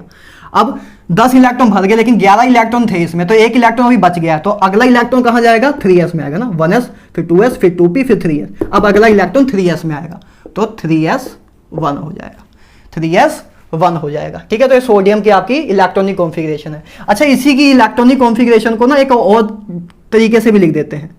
ये जो आपकी पहली है जो कॉन्फ़िगरेशन है इतनी, अगर मैं सिर्फ इतने को देखूं, अगर आप सिर्फ इतने को ऑब्जर्व करो, तो ये कॉन्फ़िगरेशन नियोन की है, मतलब नोबल गैस की कॉन्फ़िगरेशन है। हीलियम हो गया, नियोन हो गया, ठीक है, ये सारे आपके क्या हैं, ये नोबल गैस है सारी आपकी। हीना नीना अरीना की रब से फरियाद। ठीक है, एक्सरे रंगीन, हीना नीना अरीना का एक्सरे रंगीन, है ना। मैं आपको याद करवाऊंगा नेक्स्ट लेक्चर में, आपको जो नेक्स्ट चैप्टर है आपका, उसमें मैं आपको पूरा पीरियोडिक टेबल याद करा दूंगा। ठीक है, लेकिन फिलहाल आपको थोड़ा बहुत आइडिया होगा कि आपकी नोबल गैस होती हैं। ठीक है, तो ये आपको दिख रहा है कि जो ये कॉन्फ़िगरेशन है, पहले जो 10 इलेक्ट्रॉन फिल किए हैं, ये आपकी नोबल गैस की कॉन्फ़िगरेशन ही है, ये आपकी नोबल गैस की कॉन्फ़िगरेशन ही है। तो इसको आप ऐसे भी लिखते हैं, इसको हम ऐसे भी लिख देते हैं, कभी कभी बुक में ऐसे लिख दिया जाता है, या जेई के क्वेश्चन में भी, या नीट के क्वेश्चन में भी, कि 3, ठीक है, ऐसे कि आपका नियोन 3s1 शॉर्ट फॉर्म में ऐसे लिख दिया जाता है कभी कभी कॉन्फ़िगरेशन, जब आप टाइम कम होता है, ठीक है, लोग को जब आलस आता है तो ऐसे लिख देते हैं। ए और ए सेम ही चीज़ है, ऐसे रिप्रेजेंट करने का बस तरीका है कि आपने एक कॉन्फ़िगरेशन लिखने की जगह बस सीधा लिख दिया नियोन, कि नियोन के आगे 3s1। तो ये शॉर्ट वे है किसी की इलेक्ट्रॉनिक कॉन्फ़िगरेशन लिखने का, है ना। नोबल गैस की मदद लेते हुए हमने कॉन्फ़िगरेशन को अपना शॉर्ट कर दिया, क्योंकि ये जो पहले 3 ऑर्बिटल की फीलिंग है तो नोबल गैस की फीलिंग ही है, तो पहले हमने नियोन लिख दिया, नियोन के आगे 3s1 लिख दिया, तो ये चीज हो गई, है ना। इसको बस हम नियोन लिख सकते हैं, इसने पार्ट को नियोन लिख दिया, फिर आगे 3s लिख दिया, तो सोडियम की कॉन्फ़िगरेशन आ गई। ठीक बात है। इसी तरह आगे आप कर सकते हो, है ना, सोडियम मैग्नीशियम आगे आ जाएगा, ठीक है, 12 इलेक्ट्रॉन, ठीक है, 12 इलेक्ट्रॉन, तो इसकी फीलिंग 1s2 2s2 2p6 उसके बाद 3s2, 12 इलेक्ट्रॉन फिल हो गए, 10 + 2 12। इसको आप कैसे लिख सकते हो, आप अगर नोबल गैस के फॉर्म में लिखना चाहो तो नियोन उसके बाद 3s2, ये इसको आप लिख सकते हो, ये दोनों सेम ही चीज़ है ना, दोनों सेम ही चीज़ है, ठीक है। तो ऐसे ऐसे आप लिख सकते हो यार, कोई दिक्कत तो नहीं है, ठीक है। इसी तरह एल्यूमिनियम की लिखना चाहो तो ये आप बड़ी फॉर्म में आप लिख लेना अपने अकॉर्डिंग। मैं अगर शॉर्ट फॉर्म में लिखना चाहूँ तो नियोन, ठीक है, 3s2, ठीक है। इसका मतलब है अगर मैं कहीं नियोन लिख रहा हूँ तो इसका मतलब बस इतना ही लिख रहा हूँ, आगे बस इसका मतलब यही है कि बस आगे मैं ए लिखने की जगह बस ए लिख रहा हूँ। अगर मैं वैसे लिखना चाहूँ तो बस इसको उठा के इधर लिख दूंगा, और तो कुछ भी नहीं है, ठीक है। तो एल्यूमिनियम के लिए पहले 10 इलेक्ट्रॉन भर दिए मैंने, फिर आगे 2 इलेक्ट्रॉन भर दिए, आगे 1 इलेक्ट्रॉन बचा। अब अगला इलेक्ट्रॉन कहाँ जाएगा, देखो एस ऑर्बिटल पूरा फिल हो गया, एस सबशेल आपका पूरा फिल हो गया, तो 1s पूरा भर गया था, 2s पूरा भर गया था, 2p पूरा भर गया था, ए आपका भर गया था। उसके बाद आपने 3s पे आप आए तो 3s पूरा भर गया, तो 3s पूरा भर गया, 12 इलेक्ट्रॉन हो गए। तो एल्यूमिनियम में लेकिन 13 इलेक्ट्रॉन होते हैं, एल्यूमिनियम में आपके 13 इलेक्ट्रॉन होते हैं। तो अगला इलेक्ट्रॉन कहाँ जाएगा, 3s के बाद आप 3p पे आओगे, तो अगला इलेक्ट्रॉन आपका 3p पे जाएगा, तो 3p1 हो जाएगा, ठीक है। इसी तरह एल्यूमिनियम का हो जाएगा, है ना, ऐसे सिलिकॉन का, ऐसे आपका सिलिकॉन का हो जाएगा, ठीक है, नियोन 3s2 3p2। इसी तरह आपका फिर, ठीक है, फॉस्फोरस का नियोन 3s2 3p2, ठीक है, 3p3 सॉरी, है ना। 15 इलेक्ट्रॉन फिल हो जाएंगे, 10 ए रहे 5 ए रहे, ठीक है, 10 ए रहे 5 ए रहे, ठीक बात है। अब तो आप जल्दी जल्दी कर लोगे, ठीक है, बहुत आसान है यार फिलिंग करना, ठीक है। तो ये सब आप कर लोगे। इसी तरह आप चाहो तो आगे भी कर सकते हो, ठीक है, सल्फर का कर सकते हो, ठीक है, नियोन बस क्या होता जाएगा, 3s2 है, आगे बस 3p4 हो जाएगा, है ना, 3p4 हो जाएगा, ठीक है, कर लोगे ना यार ये सब चीज़ें, ठीक है। क्लोरीन, ठीक है, आगे क्लोरीन है आपका 17 इलेक्ट्रॉन, नियोन 3s2 3p5। इसी तरह आपका आगे फिर 18 है आर्गन, आर्गन की नियोन, ठीक है, neon 3s2 3p6, 3s2 3p6, ठीक है, ये आपकी आर्गन की कॉन्फ़िगरेशन है, बात क्लियर है, ठीक है। उसके बाद आप चाहो उसकी लिखोगे पोटेशियम की 19 इलेक्ट्रॉन, ठीक है। तो इस अब 19 इलेक्ट्रॉन के लिए आप लिख सकते हो, एक तो ऐसा लिख सकते हो, है ना, एक तो आप ऐसे लिख सकते हो, जैसे अब ये पूरा फिल हो गया, अब ये पूरा फिल हो गया। अब आर्गन भी आपका नोबल गैस है, आर्गन भी आपका नोबल गैस है, तो 18 इलेक्ट्रॉन फिल हो गए, तो आप इधर सीधे लिख सकते हो नोबल गैस के रेफरेंस में कि आर्गन आपकी नोबल गैस थी, तो आपने पहले 18 इलेक्ट्रॉन को लिखने की जगह आप अगर लिखना होता तो आप पहले ऐसे लिखते हैं 1s2 2s2 2p6 3s2 3p6, ठीक है, 3p6 तक आपने भर दिया था। उसके बाद फिर आप 4s1 भरते, फिर आप 4s1 भरते, ऐसे आपके 19 इलेक्ट्रॉन भरते। आप ऐसे लिखते हैं ना लॉन्ग फॉर्म में अगर आपको लिखना होता, लेकिन शॉर्ट फॉर्म में लिखना तो पहले आपने 18 नोबल गैस को रेफरेंस लिया, नोबल गैस थी आपकी, तो 18 इलेक्ट्रॉन की जगह आपने ए लिख दिया, इतना पार्ट लिखने की जगह आपने सिंपली ए लिख दिया। उसके बाद आपका लास्ट में 4s1, ठीक है, ऐसे आपने लिख दिया। इसी तरह आप अगर कैल्शियम का लिखोगे तो आर्गन 4s2, तो ये आपका 20वां एटॉमिक ऑर्बिटल, एटॉमिक नंबर का 20 तक हमने लिख दिए, 20 तक हमने लिख दिए। अब आपका होमवर्क है कि 21 22 23 25 26 27 28 और 30 इनका आपको लिख के लेके आना है, इनका आपको लिखना है और चेक करना है अपने लेवल पे। मैं अब आपको कराऊंगा 24th एंड 29th का आपका क्रोमियम और कॉपर का आपको बताऊंगा कि इनकी कॉन्फ़िगरेशन क्या होती है, इनकी एक्सेप्शनल कॉन्फ़िगरेशन है उसको हम देखेंगे, ठीक है, एक्सेप्शनल कॉन्फ़िगरेशन को देखेंगे। आपको इनकी कॉन्फ़िगरेशन हो गई है, अब आपको 8 चीज़ों की कॉन्फ़िगरेशन अपने होमवर्क के लिए मैंने आपको दी है, वो आपको करके आनी है। किस किस की, 21 नंबर की, 22 की लिख लो, 21, 22, 23, 24 नहीं 23, मतलब 24 और 29 को छोड़ के आपको बाकी सब करने जो 30 तक बचे हैं। ठीक है, अब मैं आपको बताने जा रहा हूं कॉन्फ़िगरेशन ऑफ क्रोमियम। क्रोमियम की बात करूं तो क्रोमियम में देखो आपके कितने इलेक्ट्रॉन होते हैं, 24, है ना। क्रोमियम में आपके 24 इलेक्ट्रॉन होते हैं, 24 एटॉमिक नंबर होता है ना इसका, 24 इलेक्ट्रॉन होते हैं। अच्छा, तो पहले सबसे पहले 18 इलेक्ट्रॉन तो मैंने फिल कर दिया, मान लो आर्गन से रिप्रेजेंट कर दिया। 18 इलेक्ट्रॉन मैंने फिल कर दिया, आर्गन से रिप्रेजेंट कर दिया, मतलब 2, 4, 6, 10, 12, ठीक है 18, ठीक है 18 तक इधर मैंने फिल कर दिया। ठीक है 18 तक इधर तक फिल कर दिया। इधर तक की कॉन्फ़िगरेशन आपकी नोबल गैस की कॉन्फ़िगरेशन थी। ठीक है, तो आर्गन की जगह मैंने, मतलब इधर तक की फिलिंग की जगह मैंने ये लिख दिया कि 18 इलेक्ट्रॉन फिर आपके फिल हो गए। 18 इलेक्ट्रॉन फिल हो गए, बचे कितने, 6 बचे। आगे भरते हैं, आगे भरा मैंने 4s2, तो 20 इलेक्ट्रॉन भर गए। 18 ये रहे, 2 ये रहे, 20 भर गए। आगे 4s भी पूरा भर दिया। उसके बाद 3d शुरू हुआ, उसके बाद 3d शुरू हुआ। अब 3d ऑर्बिटल में कितने इलेक्ट्रॉन होते हैं, डी सबशेल में कितने इलेक्ट्रॉन होते हैं, डी सबशेल में आपके कितने ऑर्बिटल होते हैं, 5 ऑर्बिटल होते हैं। 2l+1, 2 × 2+1, 5 ऑर्बिटल होते हैं। ठीक है, हमने 5 ऑर्बिटल की शेप भी देखी थी, राइट। 5 ऑर्बिटल की शेप हमने बनाई थी डी में। ठीक है, तो 5 ऑर्बिटल होते हैं और हर एक ऑर्बिटल में कितने इलेक्ट्रॉन आ सकते हैं, 2, मतलब 10 इलेक्ट्रॉन हो सकते हैं पूरे डी सबशेल में। अच्छा, तो आपने 2 इलेक्ट्रॉन, 18 ये हो गया, 20 इलेक्ट्रॉन आपने भर दिए, तो बचे कितने, 4 बचे, तो 3d4 ऐसे ही लिखोगे। 3d4, 18, 2, 20, 24, तो आपने 24 इलेक्ट्रॉन भर दिए। लेकिन इसकी इलेक्ट्रॉनिक कॉन्फ़िगरेशन एक्चुअल में ए नहीं होती। ऐसे अगर मैं लिखूं तो ए नहीं होती, एक्चुअल में होती क्या है, आर्गन 4s1 3d5, ए कॉन्फ़िगरेशन इसकी होती है। ठीक है, ए कॉन्फ़िगरेशन इसकी होती है। इसी तरह कॉपर की जो कॉन्फ़िगरेशन होती है, कॉपर में आपके 29 इलेक्ट्रॉन होते हैं, तो उसकी भी फिलिंग करो। चलो पहले आर्गन, फिर मैं बताता हूं ना अभी ये क्यों होता है। आर्गन, उसके बाद 4s2, ठीक है 4s2 पूरा भर दिया, उसके बाद 3d भरते हैं। तो आपने 18 + 2 20 इलेक्ट्रॉन भर दिए, कितने बचे, 9 इलेक्ट्रॉन बचे। तो 3d आधा सबशेल आया, 3d सबशेल में कितने इलेक्ट्रॉन भर सकते हो, 10 भर सकते हो। तो आपके 9 इलेक्ट्रॉन बचे थे, तो 9 आपने भर दिए, तो 29 इलेक्ट्रॉन आपने भर दिए। लेकिन इसकी कॉन्फ़िगरेशन ए नहीं होती है, इसकी कॉन्फ़िगरेशन एक्चुअल में होती है, इसकी एक्चुअल में कॉन्फ़िगरेशन होती है argon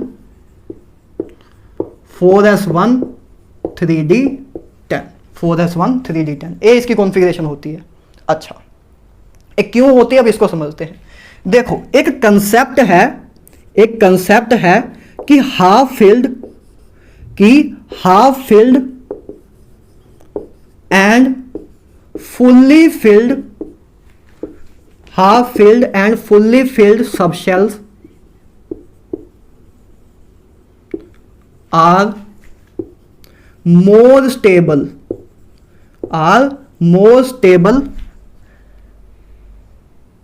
than other type of orbitals, other type of subshells भी लिख सकते हो ना, other type of subshells। देखो क्या बोल रहे हैं, एक कंसेप्ट ये बोलता है कि जितने भी हाफ फील्ड और फुल्ली फील्ड सबशेल होते हैं, जैसे इसके देखते हैं, अगर मैं आर्गन का ब्लॉक डायग्राम बनाऊं, अगर पहले मैं इसके अकॉर्डिंग बनाऊं, जो बॉक्स आपके बनाऊं, ठीक है, तो आर्गन के लिए तो चलो ठीक है, आर्गन का मैंने इतना बना दिया, ठीक है, पहले आर्गन लिख दिया, ठीक है। आगे हमें काम तो आउटर मोस्ट शेल का ही है, तो इसमें देखते हैं, पहले 4s का मैंने बनाया, आर्गन तक का आप बना लेना अगर आपको बनाना हो ना, पहले 18 इलेक्ट्रॉन्स का, लेकिन बनाने की जरूरत नहीं है, आपको जरूरत इसकी ही है, ठीक है, क्योंकि नोबल गैस के लिए तो बनाने की जरूरत नहीं है। ठीक है, 4s2 आपने मतलब 4s लिखा, 4s में 2 इलेक्ट्रॉन भर दिए, उसके बाद आपके 3d में 4 इलेक्ट्रॉन थे, 3d में आपके 4 इलेक्ट्रॉन थे, ये आपने 3d में भर दिए। अब ए मैं बोल रहा हूं कि ये गलत है, एक्चुअल में आपकी कॉन्फ़िगरेशन इसकी होती है कि एस में आपका 1 इलेक्ट्रॉन और डी में आपके 5 इलेक्ट्रॉन, डी में आपके 5 इलेक्ट्रॉन, है ना,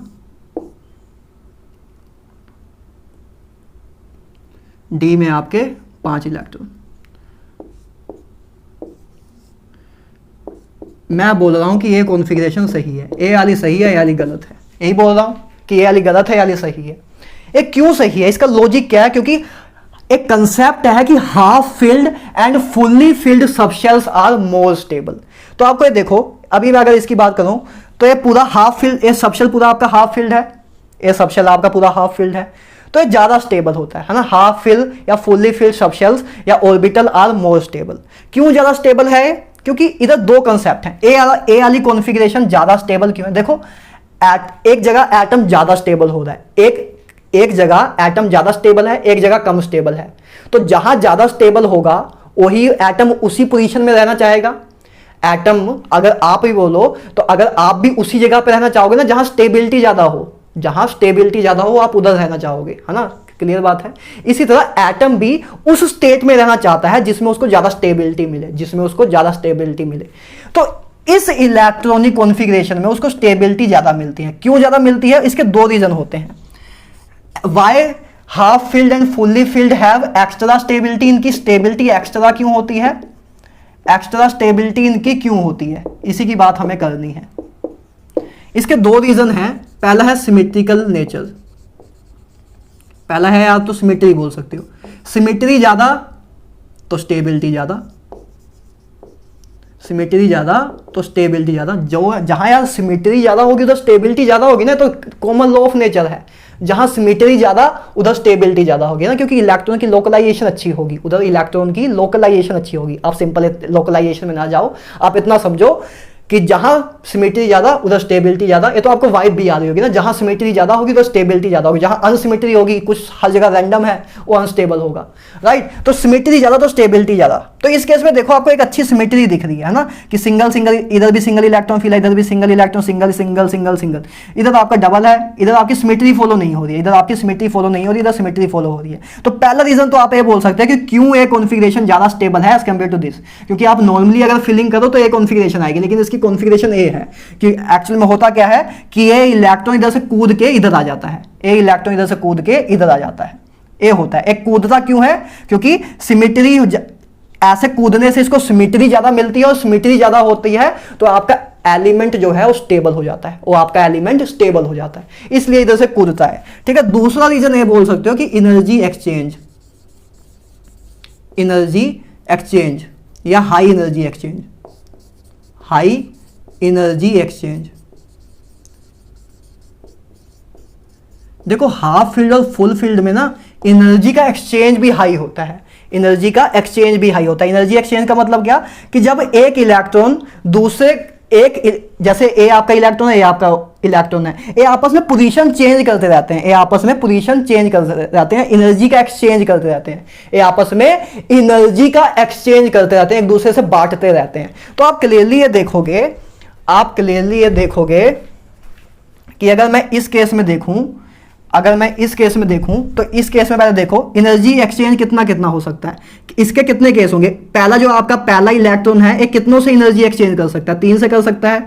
एक काम तो ये कर सकता है कि इन दोनों में एनर्जी का एक्सचेंज हो, एक काम ये हो सकता है कि इन दोनों में हो, पहले और तीसरे में। एक काम ये भी हो सकता है कि पहले और चौथे में हो। ये 3 केस बन सकते हैं पहले के। एनर्जी एक्सचेंज पहला इससे कर सकता है, इससे कर सकता है, या इससे कर सकता है। तो 3 केस बन सकते हैं। पहले की एनर्जी एक्सचेंज इन तीनों से हो सकती है, इन तीनों इलेक्ट्रॉन से हो सकती है। अच्छा, दूसरे की एनर्जी एक्सचेंज किससे हो सकती है? इससे हो सकती है और इससे हो सकती है। तो दूसरे के कितने केस बने? 2 बने। और तीसरे के कितने बनेंगे? तीसरे के अगर मैं कहां बनाऊं, तीसरे के अगर चलो मैं इधर बना रहा हूं, तीसरे के देखो एक ही केस बनेगा, तीसरे का आपका एक ही केस बनेगा कि ये इससे एनर्जी एक्सचेंज कर सकता है। तो आपके कितने केस बने? देखो, पहला वाला इन तीनों से एनर्जी एक्सचेंज कर सकता है, दूसरा वाला इन दोनों से एनर्जी एक्सचेंज कर सकता है, तीसरा वाला इससे एनर्जी एक्सचेंज कर सकता है। तो टोटल कितने नंबर ऑफ वे बने एनर्जी को एक्सचेंज करने के? कितने नंबर ऑफ पाथ बने एनर्जी को एक्सचेंज करने के? 3 इधर, 2 ए रहे, 1 ए रहा, तो 3 + 2 + 1, तो टोटल नंबर 6 वे हैं, 6 तरीके हैं एनर्जी के एक्सचेंज करने के। एनर्जी के एक्सचेंज करने के 6 तरीके हैं। इस केस में देखें, अगर इस केस में देखें तो एनर्जी के एक्सचेंज करने के तरीके देखो कितने हैं। इसको देखूं तो ए जो है इससे भी एनर्जी एक्सचेंज करेगा, इससे भी, इससे भी और इससे भी, इन चारों से करेगा। तो पहला इलेक्ट्रॉन के पास 4 तरीके हैं, पहले इलेक्ट्रॉन के पास 4 वे हैं। दूसरे के पास ए इससे भी करेगा 1, ए इससे भी करेगा 2, ए इससे भी करेगा 3, तो इसके पास 3 है। दूसरे इलेक्ट्रॉन के पास 3 तरीके हैं। इसी तरह तीसरे इलेक्ट्रॉन के पास 2 तरीके हैं, इन दोनों से कर सकता है, तो तीसरे के पास 2 तरीके हैं। चौथे इलेक्ट्रॉन के पास एक वे है एनर्जी का एक्सचेंज करने का, तो चौथे के पास एक वे है। ठीक है, तो टोटल कितना हुआ 4 + 3 + 2 + 1 10। ठीक है, 10 वे आ गए। मतलब इधर एनर्जी का एक्सचेंज कम है, इधर एनर्जी का एक्सचेंज ज्यादा है। और एनर्जी का एक्सचेंज ज्यादा होता है, अगर एनर्जी का एक्सचेंज ज्यादा होता है, एक दूसरे में आपस में अच्छी तरह बांट रहे होते हैं, तो आपकी स्टेबिलिटी ज्यादा होती है, तो आपकी स्टेबिलिटी ज्यादा होती है। ठीक है, तो ये 2 रीजन आप बोल सकते हो कि that's why configuration of chromium is not like common, जैसे हम कॉमनली हम फीलिंग करते हैं वैसी इलेक्ट्रॉनिक कॉन्फ़िगरेशन नहीं है। इसकी कुछ एक्सेप्शनल कॉन्फ़िगरेशन है कि एक इलेक्ट्रॉन इधर से कूद के इधर आ जाता है, और उसका मैंने आपको रीजन बता दिया कि क्यों इलेक्ट्रॉन कूद के इधर से इधर आता है। क्योंकि 2 चीजें हो जाती हैं, पहली बात तो सिमेट्री मिल जाती है, दूसरी बात हाई एनर्जी एक्सचेंज हो जाता है, और इन दोनों के कारण आपका जो क्रोमियम था वो ज्यादा स्टेबिलिटी गेन करता है। तो इस कॉन्फ़िगरेशन में रहने की जगह वो ये पसंद करता है कि मैं इस कॉन्फ़िगरेशन में रहूं, क्योंकि इस कॉन्फ़िगरेशन में उसकी स्टेबिलिटी ज्यादा आ रही है। तो जब उसकी स्टेबिलिटी इस कॉन्फ़िगरेशन में ज्यादा आ रही है, तो कोशिश करेगा ना कि मैं इस इलेक्ट्रॉन को इधर ही फेंक दूं, क्योंकि उसको स्टेबिलिटी ज्यादा मिल रही है। तो उसको स्टेबिलिटी ज्यादा मिलने के लिए और एक इलेक्ट्रॉन अपना इधर से उठा के इधर फेंक देता है, तो इसको स्टेबिलिटी ज्यादा मिल जाती है। ठीक बात है। अच्छा, ये हो गया आपका क्रोमियम का। ठीक है, इसी तरह आपका कॉपर का होता है। ठीक है, हमने हाफ फील्ड की एग्जांपल देखी, क्रोमियम में आपका हाफ फील्ड हो रहा था ना, हाफ फील्ड आपके ऑर्बिटल हाफ फील्ड हो रहे थे, और जब भी हाफ फील्ड और आपके फुल्ली फील्ड होंगे तो स्टेबिलिटी ज्यादा होगी। ठीक है, बस आपको पकड़ लेना इधर से कि अगर आपको कहीं हाफ फील्ड या फुल्ली फील्ड दिखे तो समझ आओ कि उसकी स्टेबिलिटी बहुत ज्यादा होगी। ठीक है, उसकी स्टेबिलिटी बहुत ज्यादा होगी। अच्छा, इसी तरह कॉपर की क्या होती है, देखो कॉपर की इलेक्ट्रॉनिक कॉन्फ़िगरेशन अगर इन जनरल आप ऐसे देखो, अगर जैसे आपने फिलिंग की थी इसके अकॉर्डिंग, तो इस अकॉर्डिंग तो 4s2 3d9 आ रही थी। 4s2 आर्गन पहले आगे है, 4s2 ये मान लो आपका 4s है, 3d9, तो ऐसे 9 इलेक्ट्रॉन मैंने फिल कर दिए। ठीक है, 9 इलेक्ट्रॉन मैंने फिल कर दिए, ये आपके 9 इलेक्ट्रॉन फिल हो गए तो 3d हो गया। लेकिन ये कॉन्फ़िगरेशन सही नहीं है, उनके अनुसार एक कॉन्फ़िगरेशन सही है कि एक इलेक्ट्रॉन इधर से कूद के इधर गया, एक इलेक्ट्रॉन इधर से कूद के इधर गया, तो ऐसे हो गया है ना, 5 ही ऑर्बिटल हैं, तो ए हो गया। ठीक है, तो ए हम ये बोलना चाहते हैं कि ए कॉन्फ़िगरेशन ज्यादा स्टेबल है एज कंपेयर टू इसके, इसीलिए आपका जो कॉपर है वो इस फॉर्म में नहीं, इसकी इलेक्ट्रॉनिक कॉन्फ़िगरेशन ये होती है। इसलिए क्यों होती है आपको क्लियरली देख रहा है, पहली बात तो सिमेट्री ज्यादा है और एनर्जी का एक्सचेंज भी ज्यादा होगा, एनर्जी का एक्सचेंज भी ज्यादा होगा ना। ये आपका जो पहला इलेक्ट्रॉन है ये अपने स्पिन वाले इलेक्ट्रॉन के साथ ही एनर्जी एक्सचेंज करता है, ये याद रखना, अपने स्पिन वाले इलेक्ट्रॉन के साथ एनर्जी एक्सचेंज करता है। मतलब ए इलेक्ट्रॉन इस इलेक्ट्रॉन से ही एनर्जी एक्सचेंज करेगा और इस इलेक्ट्रॉन से, इससे नहीं करेगा, इससे नहीं करेगा। इसकी स्पिन अगर अपवर्ड है तो ये अपवर्ड स्पिन वाले इलेक्ट्रॉन से एनर्जी एक्सचेंज करेगा। तो ये इलेक्ट्रॉन इससे एनर्जी एक्सचेंज करेगा, इससे, इससे, इससे 4 एनर्जी एक्सचेंज कर सकता है। और ये जो ये दूसरा इलेक्ट्रॉन है ये भी तो 4 कर सकता है ना, ये भी 4 कर सकता है, ये अपने वाले डाउनवर्ड स्पिन वाले से करेगा।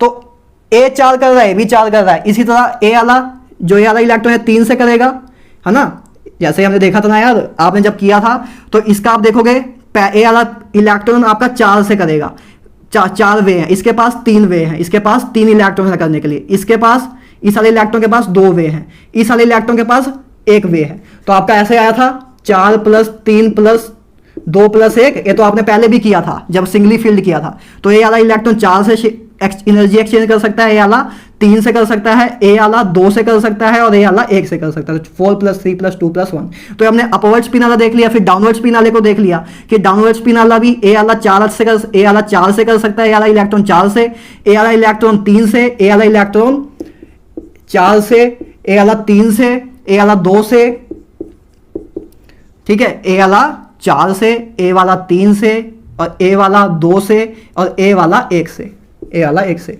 तो 10 वे ए आए, 10 वे ए आए, तो 20 वे आ गए, 20 तरीके आ गए एनर्जी के एक्सचेंज करने के। और जब इधर आप कैलकुलेट करोगे तो एनर्जी एक्सचेंज के तरीके कम ही आएंगे, है ना, एनर्जी एक्सचेंज के तरीके कम ही आएंगे। ठीक बात है, क्लियर है। ठीक है, तो number of ways energy exchange करने के कम आएंगे। और सिमेट्री इधर आपको ज्यादा दिख भी रही है, इधर सिमेट्री ज्यादा है, इधर सिमेट्री कम है ना, फुल्ली फील्ड है। ठीक है। तो जब भी फुल्ली फिल्ड कॉन्फ़िगरेशन या हाफ फिल्ड कॉन्फ़िगरेशन हो तो आपका वो एक्स्ट्रा स्टेबिलिटी प्रोवाइड करता है एलिमेंट को, इसलिए आपका इलेक्ट्रॉन इधर से कूद के इधर चला जाता है सो दैट वो हाफ फिल्ड या फुल्ली फिल्ड कॉन्फ़िगरेशन को अटेन कर ले और स्टेबिलिटी को गेन कर ले। ठीक बात है। तो इसीलिए क्रोमियम की कॉन्फ़िगरेशन O है, कॉपर की कॉन्फ़िगरेशन A है, एक्सेप्शनल कॉन्फ़िगरेशन है पेपर में आ जाती है।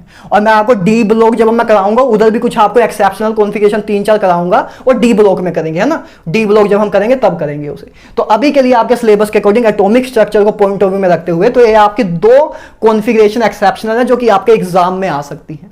ठीक है, आपके एग्जाम में आ सकती है। ठीक है, तो दैट्स ऑल अबाउट यार electronic configuration, that's all about electronic configuration. ठीक है, यही सारी इलेक्ट्रॉनिक कॉन्फ़िगरेशन की बात थी। ठीक है, तो हम क्या नेक्स्ट लेक्चर शुरू कर सकते हैं? स्क्रोडिंगर वेव इक्वेशन शुरू करा दूं क्या? एक मिनट लेक्चर की लेंथ देख लेते हैं कितनी है। अगर लेक्चर की लेंथ ज्यादा नहीं हुई होगी तो स्क्रोडिंगर वेव इक्वेशन को शुरुआत कर देते हैं। ठीक है, देखते हैं एक बार।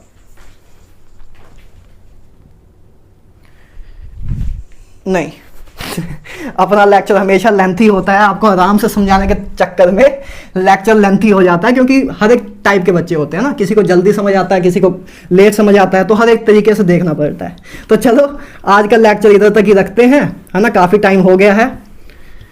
तो अब हम कल का लेक्चर लेंगे स्क्रोडिंगर वेव इक्वेशन पे। ठीक है, स्क्रोडिंगर वेव इक्वेशन पे लेंगे। इसके आप क्वेश्चन कर लेना, इसके क्वेश्चन कुछ वो नहीं है ना कि बहुत मतलब मुझे कराने वाली जरूरत नहीं है, ऐसे क्वेश्चन नहीं है। बहुत बेकार क्वेश्चन आते हैं, बहुत इजी क्वेश्चन आते हैं। ठीक है, मैं आपको डीपीपी में दे दूंगा इनके क्वेश्चन, आप कर लेना, आपको किसी में भी क्वेश्चन में प्रॉब्लम नहीं आएगी, चाहे जेई का क्वेश्चन हो, चाहे नीट का हो, चाहे जेई एडवांस का हो। और अगर आए तो मुझे कमेंट सेक्शन में बताना, लेकिन मैं आपकी गारंटी लेता हूं कि उसमें आपको प्रॉब्लम नहीं आएगी। आपको इलेक्ट्रॉनिक कॉन्फ़िगरेशन वाला वगैरह वाली चीज़ों में या क्वांटम नंबर में प्रॉब्लम नहीं आएगी क्वेश्चन सोल्व करने में। अगर आएगी तो मुझे आप बता देना। ठीक है, बहुत इजी क्वेश्चन है इसके। ठीक है, तो जरूरत नहीं है, इसलिए हम नहीं करा रहे हैं, क्योंकि जब मैं ही करा दूंगा फिर आपको प्रैक्टिस करने के क्वेश्चन बचेंगे नहीं। ठीक है, तो फिर आपको तो चीज़ें याद नहीं रहेंगी। तो इसके क्वेश्चन आपको मैं डीपीपी में लेकिन जरूर दूंगा, डीपीपी में इसके क्वेश्चन कर लेना, और अगर कहीं प्रॉब्लम है तो मैं बता देना। ठीक है, बहुत ईजी क्वेश्चन है। ठीक है, तो अब हम लास्ट लेक्चर लेंगे एटॉमिक स्ट्रक्चर का, जिसका नाम है स्क्रोडिंगर वेव इक्वेशन। ठीक है, तो चलो मिलते हैं लास्ट लेक्चर में। आई होप आप एक्साइटेड रहोगे लास्ट लेक्चर में, क्योंकि उसके बाद नवा चैप्टर आपका शुरू होगा। तो चलो वेट करो, एक लेक्चर और आने दो, उसके बाद नवा चैप्टर शुरू करते हैं। तो चलो, have a good day, all the best.